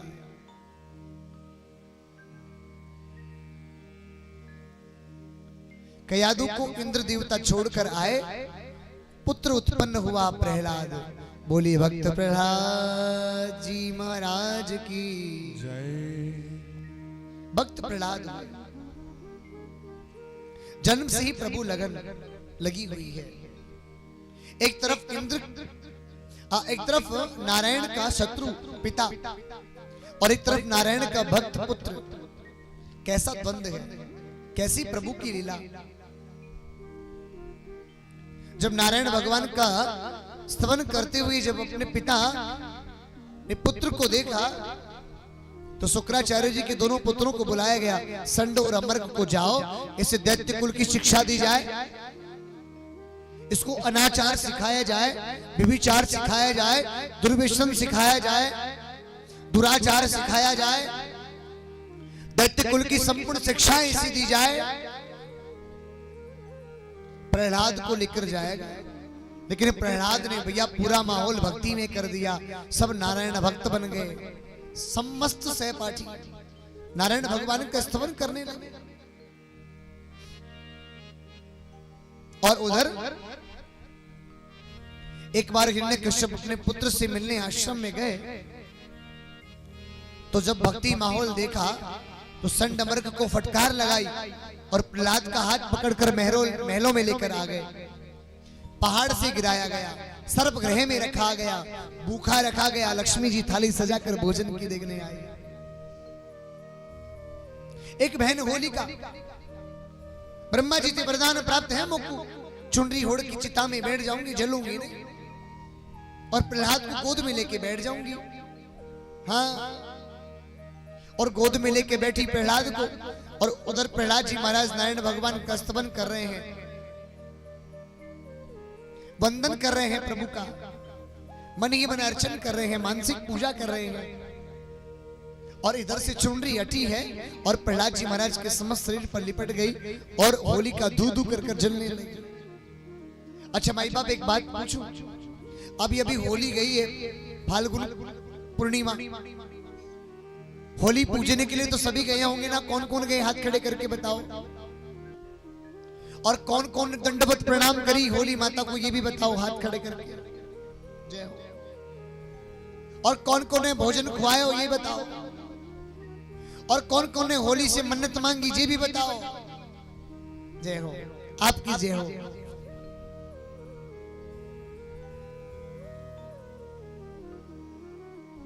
अभी हमने थोड़ी देर पहले आपको एक कथा में सुनाया है कि बलि पूजा में, बलि विधान में कहा गया है कि जिस व्यक्ति की बलि दी जाती है वाते पहले वाको खूब खुआया जाए। होली के पास जाओ, पूजन करने के लिए जाओ तो वाको पूजन आरती मत करो भैया, वाते मन्नत मत मांगो, वाकु दंडवत प्रणाम मत करो। एक बात बताओ, जो भक्त की द्रोही है, आप उसका पूजन करोगे तो क्या भगवान आपको आशीर्वाद देंगे? क्या किसी राक्षस कुलीन का आप पूजन करेंगे तो क्या प्रभु आप पर प्रसन्न होंगे? और जो भक्तों का विद्रोही हो, क्या भगवान उनके प्रिय हो सकते हैं? ये तो नियम है। होली को कहो करो कि तू मरवे वारी है, जितनो खाए उतनो खा, वह को जिमा में जाओ, लेकिन बातें मन्नत मत मांगो। जितनो हो सके कहो कि हमारे रोग कष्ट बाधा दूर ले जा। तू तो मरवे वारी है, हमारे कष्ट बाधा को रोगन को भी ले जा और खूब खा, तो को खुआवे को आए। क्यों बोले तू मरवे वारी है लिए? इसलिए मन्नत मत मांगा करो। किससे? होली से। आजकल तो भैया शहरों में मैं देखता हूं, हमारे गांव में तो आज भी प्रहलाद को बचाया जाता है और होली को जलाया जाता है। यहां तो भैया पूरा एक पेड़ की लकड़ी टहनी काट कर गाड़ दी जाती है और प्रहलाद जी को भी और होली को संग में पूरी को जला दे, आग लगा दे भैया। प्रहलाद जी बचे ही नहीं। प्रहलाद जी को तो अंश ही खत्म हो जाए, प्रहलाद जी भी जला दे साथ में। कहा जाता है भैया संपूर्ण गणगौर का पूजन करते हैं ना, तब तक प्रहलाद जी महाराज को सींचा जाता है। कब तक? जब तक नवीन संवत्सर नहीं आ जाता।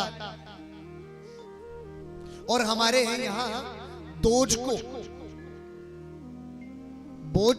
को पूर्णा तिथि माना गया है। दोज को द्वितीया को, और दोज ये तीज में ही होती है ना गणगौर, दोज के दिन ही मानी जाती है ना, तो तीज पे, हाँ, दोज का दिन पूरा होने के बाद तीज पर गणगौर मानी जाती है। तृतीया को, तीसरे नवरात्रि पर, नव संवत्सर पर क्यों माना जाता है? क्योंकि नवीनीकरण हो गया। अब हमारे रोग कष्ट बाधा जो जितनी भी थी ना, होली ले गई, जला ले गई, वो अग्नि में पजर गई। और कष्ट बाधा दूर जो बच गई हो, वो दूर कैसे होए? बोले प्रहलाद जी को पूजन करवे ते जाए। क्यों? प्रहलाद को बचावे को भगवान ने ऐसा रूप बनायो। और प्रहलाद जी भगवान से कहेंगे, एक भक्त ऐसे जो भगवान नारायण ने भी क्षमा मांगी, वो है प्रहलाद। और कहते हैं भैया जो प्रहलाद जी का पूजन करता है, प्रहलाद का जो पूजन करता है, कहते हैं नारायण भगवान उसकी साक्षात विनती सुनते हैं। इसलिए होली से लेकर गणगौर तक तो हमको प्रहलाद जी को पूजना ही चाहिए। और जो मन्नत मांगो वो सो मन्नत प्राप्त होती है।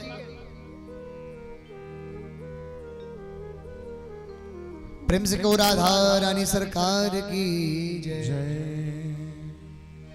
एक बार कहने लगे हिरण्यकश्यप, अरे प्रहलाद बताइए तुम्हारा भगवान कहाँ है? कहने लगे, बोले पिताजी वो कहाँ नहीं है, वो तो सर्वत्र है। आप उनका पूजन करिए ना, आप उनका भजन करिए ना, वो कहाँ नहीं है, वो तो सर्वत्र है। और सुनो पिताजी, 9 प्रकार की भक्ति होती है, चाहे जैसी भक्ति कर सकते हो। श्रवणम कीर्तनम विष्णु स्मरणम पाद सेवनम अर्चनम वदनम दास्यम सख्यमात्म निवेदनम।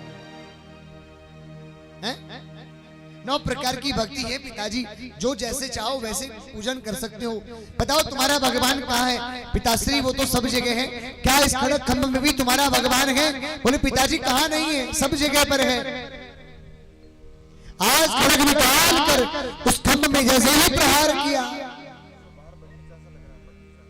जैसे ही आज प्रहार किया, नरसिंह भगवान प्रकट हो गए। नरसिंह भगवान की कहने लगे, हे दुर्वनीत, हे मंदात, हे कुल भेद कराधम, पकड़ा आज हिरण्यकश्यप को, जंगा पर बिठाया, चौखट पर लेकर आ गए। कहने लगे, हे दुर्वनीत, आज मैं तुझे मारने के लिए आया हूं, आज तेरा काल तेरे सामने खड़ा है। हिरण्यकश्यप हंसता हुआ बोला कि मैं तो अमर हूं, ब्रह्मा जी से वरदान प्राप्त हूं, ना धरती पर मरूंगा ना आकाश में मरूंगा। भगवान ने कहा, मैंने तुम्हें जंगा पर बिठा रखा है, ना आप धरती पर हो ना आकाश में हो। कहने लगा, मैं शस्त्र से मरूंगा ना अस्त्र से मरूंगा। भगवान ने कहा, मैं बड़ा मैनेजमेंट करके आया हूं, नाखून बड़े बड़े बना कर आया हूं, ना नर से मरूंगा ना पशु से मरूंगा। भगवान ने कहा, मेरा बहुत बड़ा मैनेजमेंट है। हाँ, मैं ना नर हूं ना पशु, ना दिन में मरूं ना रात में मरूं। बोले, चिंता ही मत करो, संध्या का समय है। बोले, ना घर के बाहर मरूं ना भीतर मरूं। बोलो, चौखट पर है। याद कर वे लोगों। बोले, सुनो सुनो सुनो, 12 महीने के किसी भी महीने में नहीं मरूंगा। भगवान ने कहा कि मैं तुमसे आगे हूं, मैंने एक अधिक मास बना दिया। बजाओ ताली। इतना ही कहा और नाखूनों से भैया हृदय विदीर्ण कर दिया और हिरण्यकश्यप का अंत कर दिया। सिंह गर्जना से आज दहाड़ने लगे। आज नरसिंह भगवान, देवता सब कंपित होने लगे, कंपायमान होने लगे, कांपने लगे, घबराने लगे। आज प्रभु का क्रोध शांत कैसे हो सकेगा? बोले, एक काम करो। बोले, जा पति को ज्यादा गुस्सो आए, बाकी पत्नी को आगे ले आओ, वो पति को गुस्सो शांत है जाए। लक्ष्मी जी ये लेके आओ।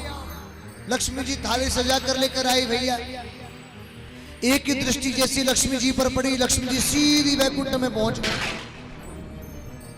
धरो रह गो भैया सारो नियम। आज देवता ने हाथ जोड़कर प्रार्थना करी। कई बोले, भक्त प्रहलाद, आप ही एकमात्र प्रभु के क्रोध को शांत कर सकते हो। आज प्रहलाद जी महाराज श्री चरणों में गिर गए हैं। आज प्रभु के नारायण के, और आज नारायण भगवान ने पहले ऐसे भक्त प्रहलाद जिनसे आप क्षमा मांगी है। क्वेदम विपूज कुमार में तत्व फेता प्रमत्त दारुणया तनास्ते आलोचिता ही विषयो यम भूतपूर्वं छन्तम्य व्यंग यदि में समये विलंब। हिलाला, छन्तम्य व्यंग यदि में समये विलंब, मुझे क्षमा करना। यदि मेरे आने में यदि कहीं देर हो गई हो तो मुझे क्षमा करना। आपने मेरे पर विश्वास कर कर इतना कष्ट सहा। एक पिता ही प्रतिद्वंदी आपका बना, फिर भी आपने मेरा साथ, मेरी सेवा नहीं छोड़ी। पहले ऐसे भक्त जो नारायण भगवान ने जिसे क्षमा मांगी हो। क्षंतम व्यंग यदि में समये विलंबा, क्षमा करना आज मेरे भक्त आने में यदि कहीं देर हो गई हो तो। प्रेम से कहो, राधा रानी सरकार की, सदगुरुदेव भगवान की जय। अष्टम स्कंद में हम सभी प्रवेश कर रहे हैं। एक ऋतुमान सरोवर है जहां त्रिकूट पर्वत पर, जहां एक गज नित्य स्नान करने के लिए आता है। एक बार उस गज को ग्राहक पकड़ लेता है और ग्राहक के पकड़ने पर गज अपने परिवार वालों को पुकारता है कि मुझे बचाइए बचाइए बचाइए, लेकिन कोई साथ नहीं देता। अंततः प्रभु का ही स्मरण करता है और गजेंद्र मोक्ष का पाठ कर इस कथा में आया है। एवं व्यवस्थितो यो बुद्धया समादाय मनोरिधि जाप्यम परमं जाप्यम प्राग जन्मनो शिक्षितम। कहा गया भैया, गजेंद्र को नाम नहीं पता कि प्रभु का नाम क्या है, लेकिन एक ही बात कही, जिन्होंने मुझे जन्म दिया है और जो मुझे मारने वाले हैं, मैं उन्हीं को प्रणाम करता हूं। बस यही बात कही और प्रभु हरि तोड़कर आए और गजेंद्र से पहले ग्राहक का उद्धार किया। क्यों? क्योंकि भक्त के चरणों में जो पड़ा है पहले उसका उद्धार होना चाहिए। जो चरणों को पकड़ रखा है, पहले ग्राहक का उद्धार हुआ और फिर गज का उद्धार हुआ। ये प्रभु की लीला थी। और दोनों की पूर्व जन्म की कथा है। ये ग्राह जो था बना, मगरमच्छ जो बना, ऊहू नाम का गंधर्व था। सरोवर में जब संत ऋषिगण जब स्नान करते तो ये मगरमच्छ की भांति जाकर उनको पकड़ लेता। मगरमच्छ की भांति उनको पकड़ लेता। देवल ऋषि ने एक दिन इनको श्राप दे दिया कि आप मगरमच्छ की भांति, ग्राह की भांति आकर पकड़ लेते हो, जाओ ग्राह बन जाओ। और ये गजेंद्र गज इंद्रदुम्न नाम का राजा था। इनके यहां अगस्त मुनि आए तो इन्होंने उनका सम्मान नहीं किया, सम्मान नहीं किया और गज की भांति बैठे रहे, मदान होकर बैठे रहे अभिमानवश। तो कह दिया कि जाओ आप गज बन जाओ। दोनों ने प्रार्थना करी तो कहा कि भगवान हरि तुम्हारा उद्धार करेंगे। प्रेम से कहो राधा रानी सरकार की जय, सदगुरुदेव भगवान की जय। एक बार की कथा आती है कि इंद्र के पास दुर्वासा ऋषि पहुंचे और दुर्वासा ऋषि का बड़ा आतिथ्य किया। किसने? इंद्र ने। इंद्र पर प्रसन्न होकर दुर्वासा ऋषि ने उनको एक मणियों का हार दिया, एक मणियों का हार भेंट किया।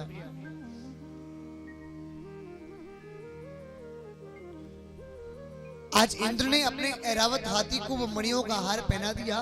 अब गज क्या जाने, हाथी क्या जाने उस मणियों के हार का मोल। धरती पर पटक दिया और पांव से कुचलने लगा। दुर्वासा ऋषि ने देखा कि मेरे द्वारा दिया हुआ उपहार, जिसका अपमान इस प्रकार से श्राप दिया कि हे राजा इंद्र, तुम्हारा यश प्रतिष्ठा बल सब नष्ट हो जाएगा। और जब ये समाचार जब राक्षसों को जब मालूम हुआ तो राक्षसों ने आज देवताओं पर चढ़ाई कर दी। देवता त्राही त्राही करते हुए प्रभु की शरण में आ गए। और जब प्रभु की शरण में आए तो प्रभु ने कहा कि अब देवता और दानवों का युद्ध ही समाप्त करना पड़ेगा। समुद्र मंथन होगा जिसमें देवताओं की और दैत्यों की दोनों की उपस्थिति अति आवश्यक है। दोनों में मैत्री कराई और कहा कि अमृत निकलेगा, सभी को पान कराया जाएगा, आप प्रयास करें। सभी प्रयास कर रहे हैं। मंदराचल पर्वत की को से मथनी बनाई गई, वासुकी नाग की रस्सी बनाई गई, पूछ स्थान की ओर देवता और मुख मार्ग की ओर दानव। जैसे भैया पूछ में मरोड़ी पड़े वैसे ही भैया झेर उगले। कौन? वासुकी नाग और आधे दानव साफ। एक स्थिति ऐसी आई कि मंदराचल पर्वत डूबने लगा और जैसे ही मंदराचल पर्वत डूबने लगा तो भगवान ने कच्छप अवतार धारण किया और मंदराचल पर्वत के आधार बने। बोलिए कच्छप भगवान की जय। लक्ष्मी कौस्तुभ पारिजात कशुरा धनवंतरी चंद्रमा धेनु काम दुधा सुरेश्वर गजो रंभादि देवांगना हस्व सप्त मुखो हरिम विषधनो शंखामृतम चाम्बुजे रत्नानीति चतुर्दशम प्रतिदिनं कुर्वन्तु नो मंगलम। 14 रत्न निकले, विष भी निकला। भगवान भोले बाबा ने प्राप्त किया, कंठ में स्थापित किया। नीलम कंठम यस सह नीलकंठ। नीलकंठ नाम बड़ा भोलेनाथ का। और धन्वंतरी जी महाराज अमृत के कलश को लेकर आए और उधर से भगवान ने मोहिनी अवतार धारण किया। बोलिए मोहिनी भगवान की जय। और इधर मोहिनी भगवान देवताओं को एक पंक्ति में खड़े करते हैं और दानवों को एक पंक्ति में खड़े करते हैं। देवताओं को अमृत पिलाने लगे और दानवों को विष पिलाने लगे। उनमें से स्वरभानु नाम का दैत्य था जो कि देवताओं की पंक्ति में जा खड़ा हुआ, उसको भी प्रभु ने अमृत पिला दिया। इतने में सूर्य चंद्रमा ने कहा कि बोले प्रभु ये तो स्वरभानु नाम का दैत्य है, लेकिन तब तक उसने अमृत पी लिया था, इसलिए मुख भाग राहु कहलाया और धड़ भाग केतु कहलाया और नवग्रह में उनको स्थान दिया गया। आज भी कहते हैं भैया राहु की युति सूर्य से यदि अमावस्या के दिन यदि होती है तो सूर्य ग्रहण होता है, क्योंकि वैरी है। और चंद्रमा की युति राहु से जब पूर्णिमा को होती है तो चंद्र ग्रहण होता है, क्योंकि सूर्य चंद्रमा ने ही बताया। बोले प्रभु ये तो स्वरभानु नाम का दैत्य है। तब से सूर्य चंद्रमा के राहु केतु वैरी बन गए। लेकिन अब क्या हो, शुक्राचार्य जी महाराज कहने लगे प्रहलाद के पुत्र और विरोचन के पुत्र राजा बलि से कि अब देवताओं पर विजय प्राप्त करना संभव नहीं है। क्यों? क्योंकि देवताओं ने अब अमृत पान कर लिया है। लेकिन हाँ एक उपाय है। बोले बताइए। एक उपाय है, इंद्र का नाम है सतक्रतु। सत का मतलब होता है 100 और क्रतु का अर्थ होता है यज्ञ। जो 100 अश्वमेध यज्ञ कर लेगा उसको स्वतः ही इंद्र की पदवी प्राप्त हो जाएगी। 99 यज्ञ राजा बलि ने संपूर्ण किए। 100वां यज्ञ जैसे ही करने जा रहे थे, इधर से मां अदिति ने पयोव्रत किया, दूध पीकर व्रत करने लगी। 9 मास पारायण करने के बाद फाल्गुन मास की द्वादशी के मध्याह्न में वामन भगवान अवतार लेते हैं। बोले वामन देव भगवान की जय हो। वामन देव भगवान का विधिवत रूप से बृहस्पति जी गुरु बने। सावित्री माँ गायत्री मैया ने उनको मंत्र दिया, वनस्पतियों ने उनको मेखला दी, दंड दिया। बृहस्पति ब्रह्मा जी ने जगता पते छत्र दिया।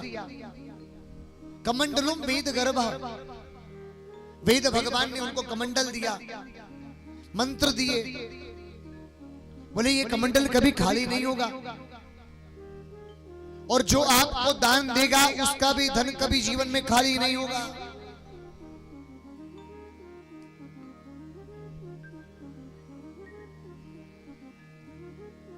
तो आज वामन देव भगवान भैया राजा बलि के द्वार पर पहुंच रहे हैं। आइए हम सभी के पास में वामन भगवान आएंगे। आप सभी अपने स्थान पर बैठे रहें और आपसे दक्षिणा लेंगे।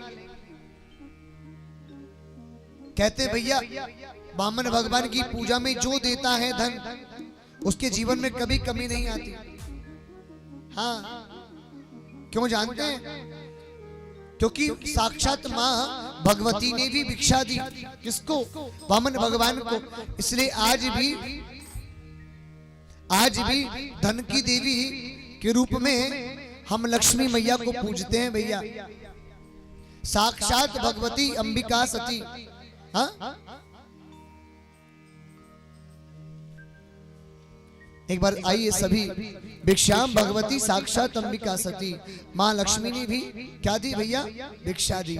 आइए हम सभी वामन भगवान का स्वागत करेंगे और सभी के पास वामन भगवान पहुंच रहे हैं। सभी पवित्र पावन भजन हम सब गाएंगे। तेरे द्वार खड़ा,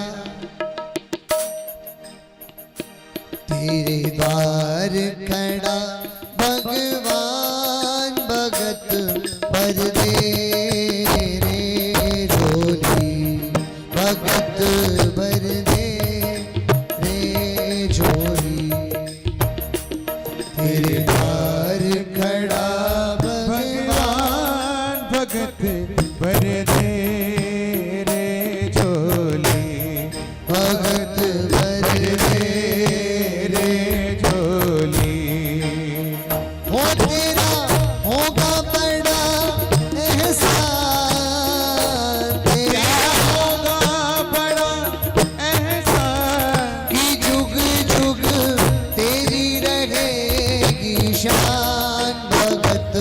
भर दे रे झोली भगत भर दे रे झोली।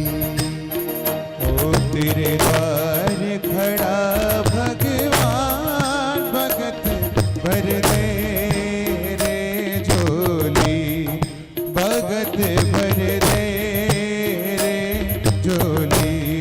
बोले भक्तों भगवान की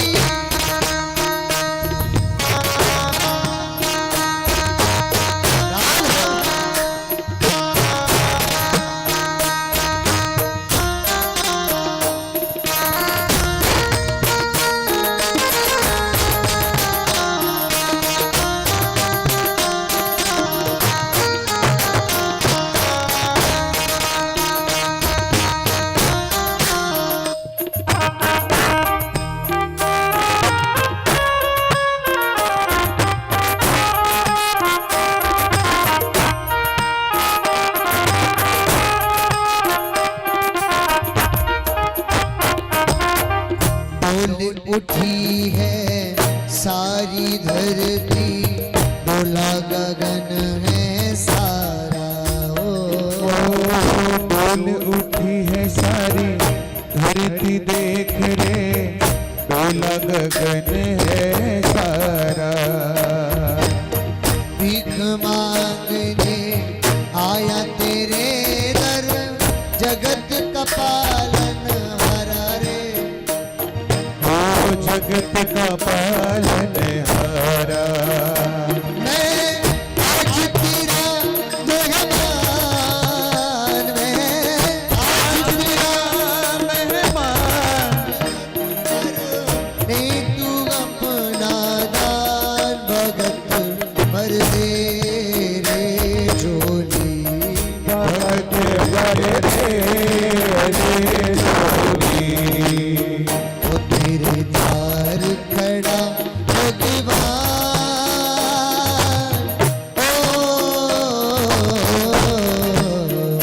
तेरे द्वार खड़ा भगवान भगत भर दे रे झोली। ओ भगत भर दे रे झोली। उठा कर दोनों हाथ मिलाकर तालियां दामन देख भगवान की।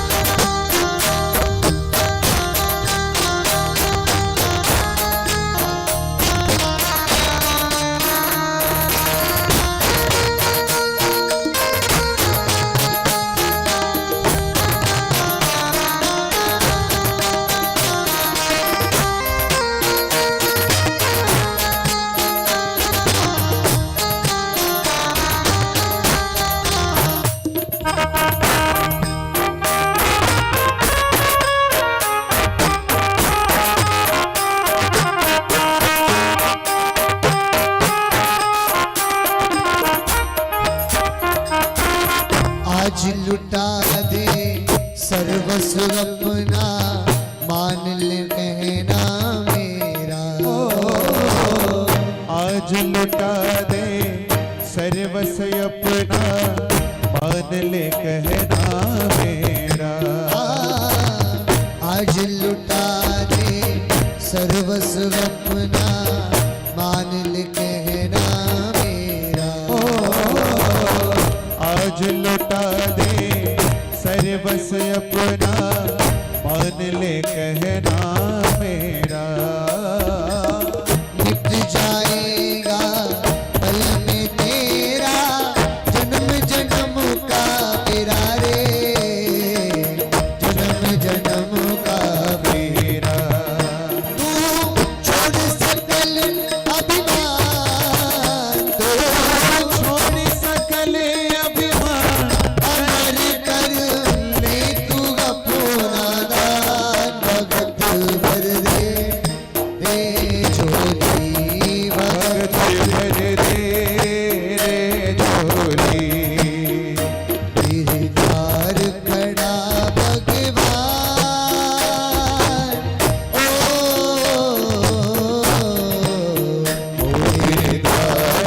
बड़ा भगवान भगत भर दे रे झोली, भगत भर दे रे झोली। तेरा होगा बड़ा एहसान, तेरा होगा बड़ा एहसान, की जुग जुग तेरी रहेगी शान। भगत भर दे रे झोली, भगत भर दे रे झोली। भगत भर दे रे झोली। आइएगा, हमारे समस्त यजमान परिकरों से मेरा निवेदन है, आप वामन भगवान की चरण सेवा पूजा करने के लिए आप सभी पधारें। वामन भगवान की चरण सेवा करने के लिए जैसे राजा बलि ने चरण सेवा करी, वैसे आप सभी चरण सेवा करने का सौभाग्य प्राप्त करें। बुलाना चाहूंगा अशोक जी सैनी जी, आप सभी पधारें, और साथ ही निरंजन जी अग्रवाल और आज के यजमान कुलदीप जी भारद्वाज डॉक्टर साहब, मेरा निवेदन आप सभी पधारें। चंदन भैया की दादी जी, आप सभी पधारें। सभी जो भी सेवा करना चाहें, जो भी चरण पूजा करना चाहें, ठाकुर जी की चरण पूजा करें। आइए भैया।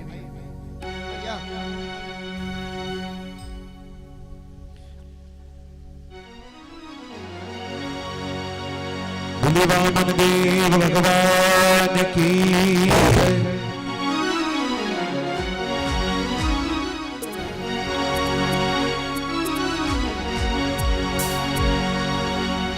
हरि वामन का भेष बनाए, बलराजा के द्वारे का भेष बनाए, बलि राजा के द्वारे आए। हरि रावण का वेश बनाए, बलि राजा के द्वारे आए। ओ हरि वामन का वेश बनाए, बलि राजा के द्वारे आए। हरि वामन का वेश बनाए, बलि राजा के द्वारे आए। जय हो। जय हो।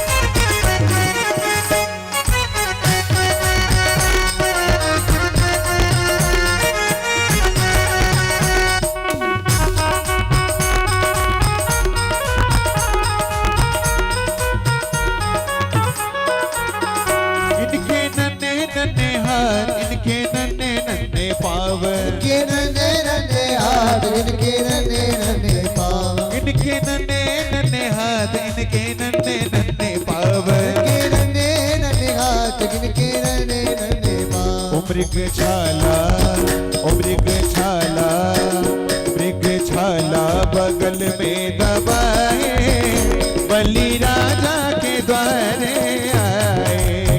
हरि वामन का वेश बनाए, राजा राजा के द्वारे आए। और मेरा निवेदन रहेगा, जिन्होंने पूजन अर्चन कर लिया है वो जरा हाथ जोड़कर मेरी विनती है पीछे हटते रहे।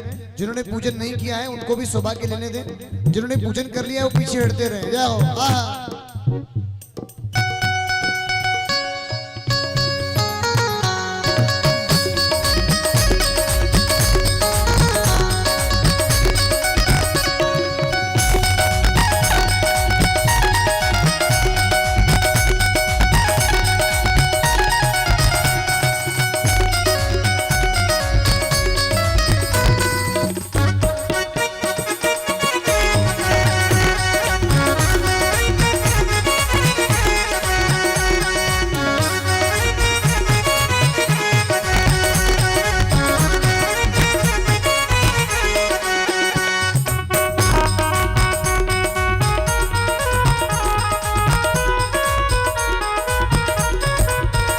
माथे तिलक सोहे सिर पे छतर धरे, माथे तिलक सोहे सिर पे छत्र मोहे, ओ माथे तिलक सोहे सिर पे छतर धरे, माथे तिलक सोहे सिर पे छत्र मोहे हाथों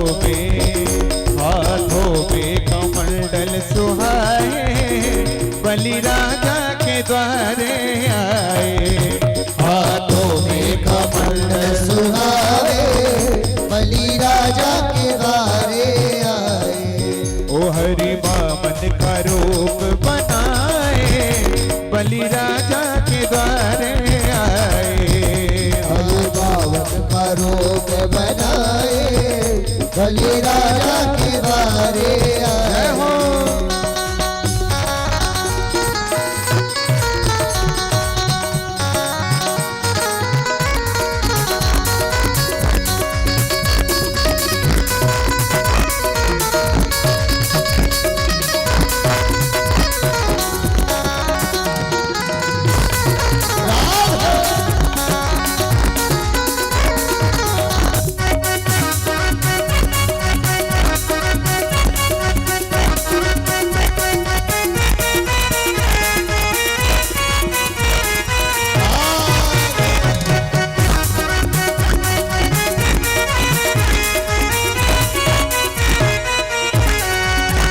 कांधे जनेब धरे सिर पे चोटी सोहे माथी जने सिर पे चोटी सोहे ओ कांधे जनेब धरे सिर पे चोटी रखे कांधे जने सोहे सिर पे छोटी मोहे ओ चरणों में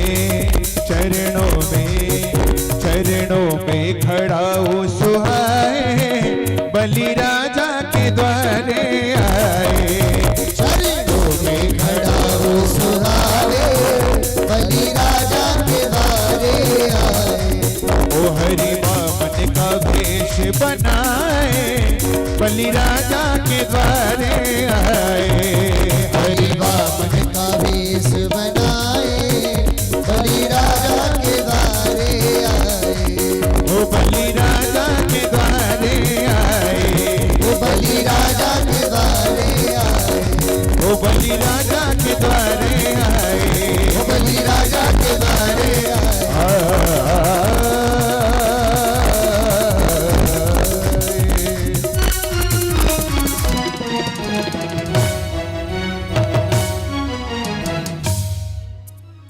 बोले वामन देव भगवान की जय आइए हम सभी आरती की ओर आगे बढ़ेंगे हम सभी आरती की ओर आगे बढ़ेंगे सभी शांति बना रखें आइएगा कर्पूर गौरम करुणावतारम संसार सारम भुजगेन्द्रहारम सदा वसंतम हृदयारविंदे भवं भवानी सहितं नमामि ओम जय जगदीश हरे स्वामी जय जगदीश हरे प्रभु जय जगदीश हरे भक्त जनों के संकट उदास जनों के संकट क्षण में दूर करे ओम जय जगदीश हरे छो जावे पल पावे दुख बिन से मन का ओ प्रभु दुख बिन से मन का ओ सुख संपत्ति घर आवे सुख संपत्ति घर आवे कष्ट मिटे तन का ओम जय जगदीश हरे मात पिता तुम मेरे शरण पढ़ो मैं किसकी ओ स्वामी शरण गहूँ मैं किसकी तुम बिन और न दूजा प्रभु बिन और न दूजा आस करो मैं किसकी ओम जय जगदीश हरे तुम पूर्ण परमात्मा तुम अंतर्यामी स्वामी तुम अंतर्यामी पार ब्रह्म परमेश्वर परमेश्वर ओ पार ब्रह्म परमेश्वर तुम सबके स्वामी ओम जय जगदीश हरे हाँ तुम करुणा के सागर तुम पालन करता स्वामी तुम पालन करता मैं मूर्ख कलकामी ओ मैं सेवक तुम स्वामी कृपा करो वरदा ओम जय जगदीश हरे तुम हो एक अगोचर सबके प्राणपति स्वामी सबके प्राणपति विष विध मिलहु दयामय इस विध मिलो दया में तुमको मैं कुमति ओम जय जगदीश हरे दीन बंधु दुख हरता तुम ठाकुर मेरे स्वामी तुम रक्षक मेरे अपने हाथ उठाओ ओ करुणात बढ़ाओ द्वार पड़ा तेरे ओम जय जगदीश हरे विषय विकार मिटाओ पाप करो देवा ओ स्वामी कष्ट हरो देवा श्रद्धा भक्ति बढ़ाओ ओ श्रद्धा प्रेम बढ़ाओ संतन की सेवा ओम जय जगदीश हरे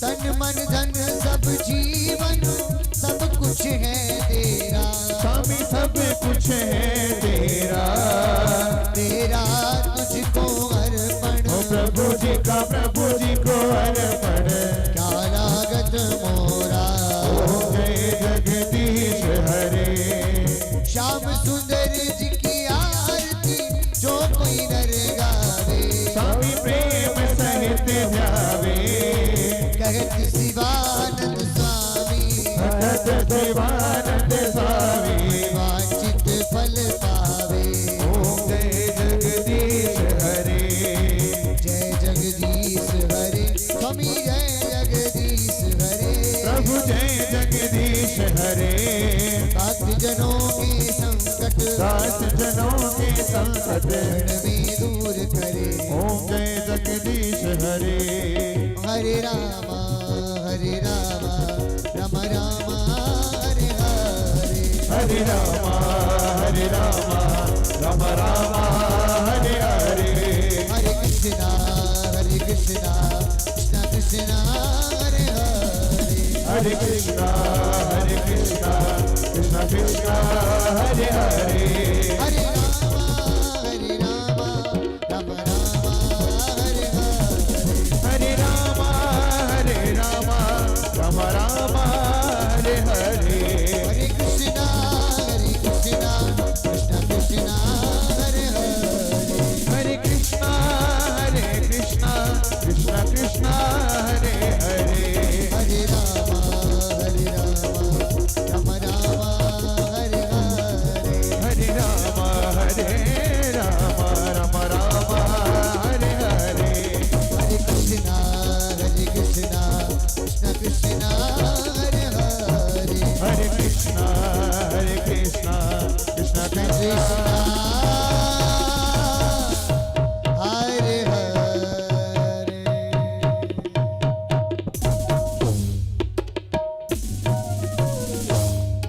हरि ओम जलेन शीतले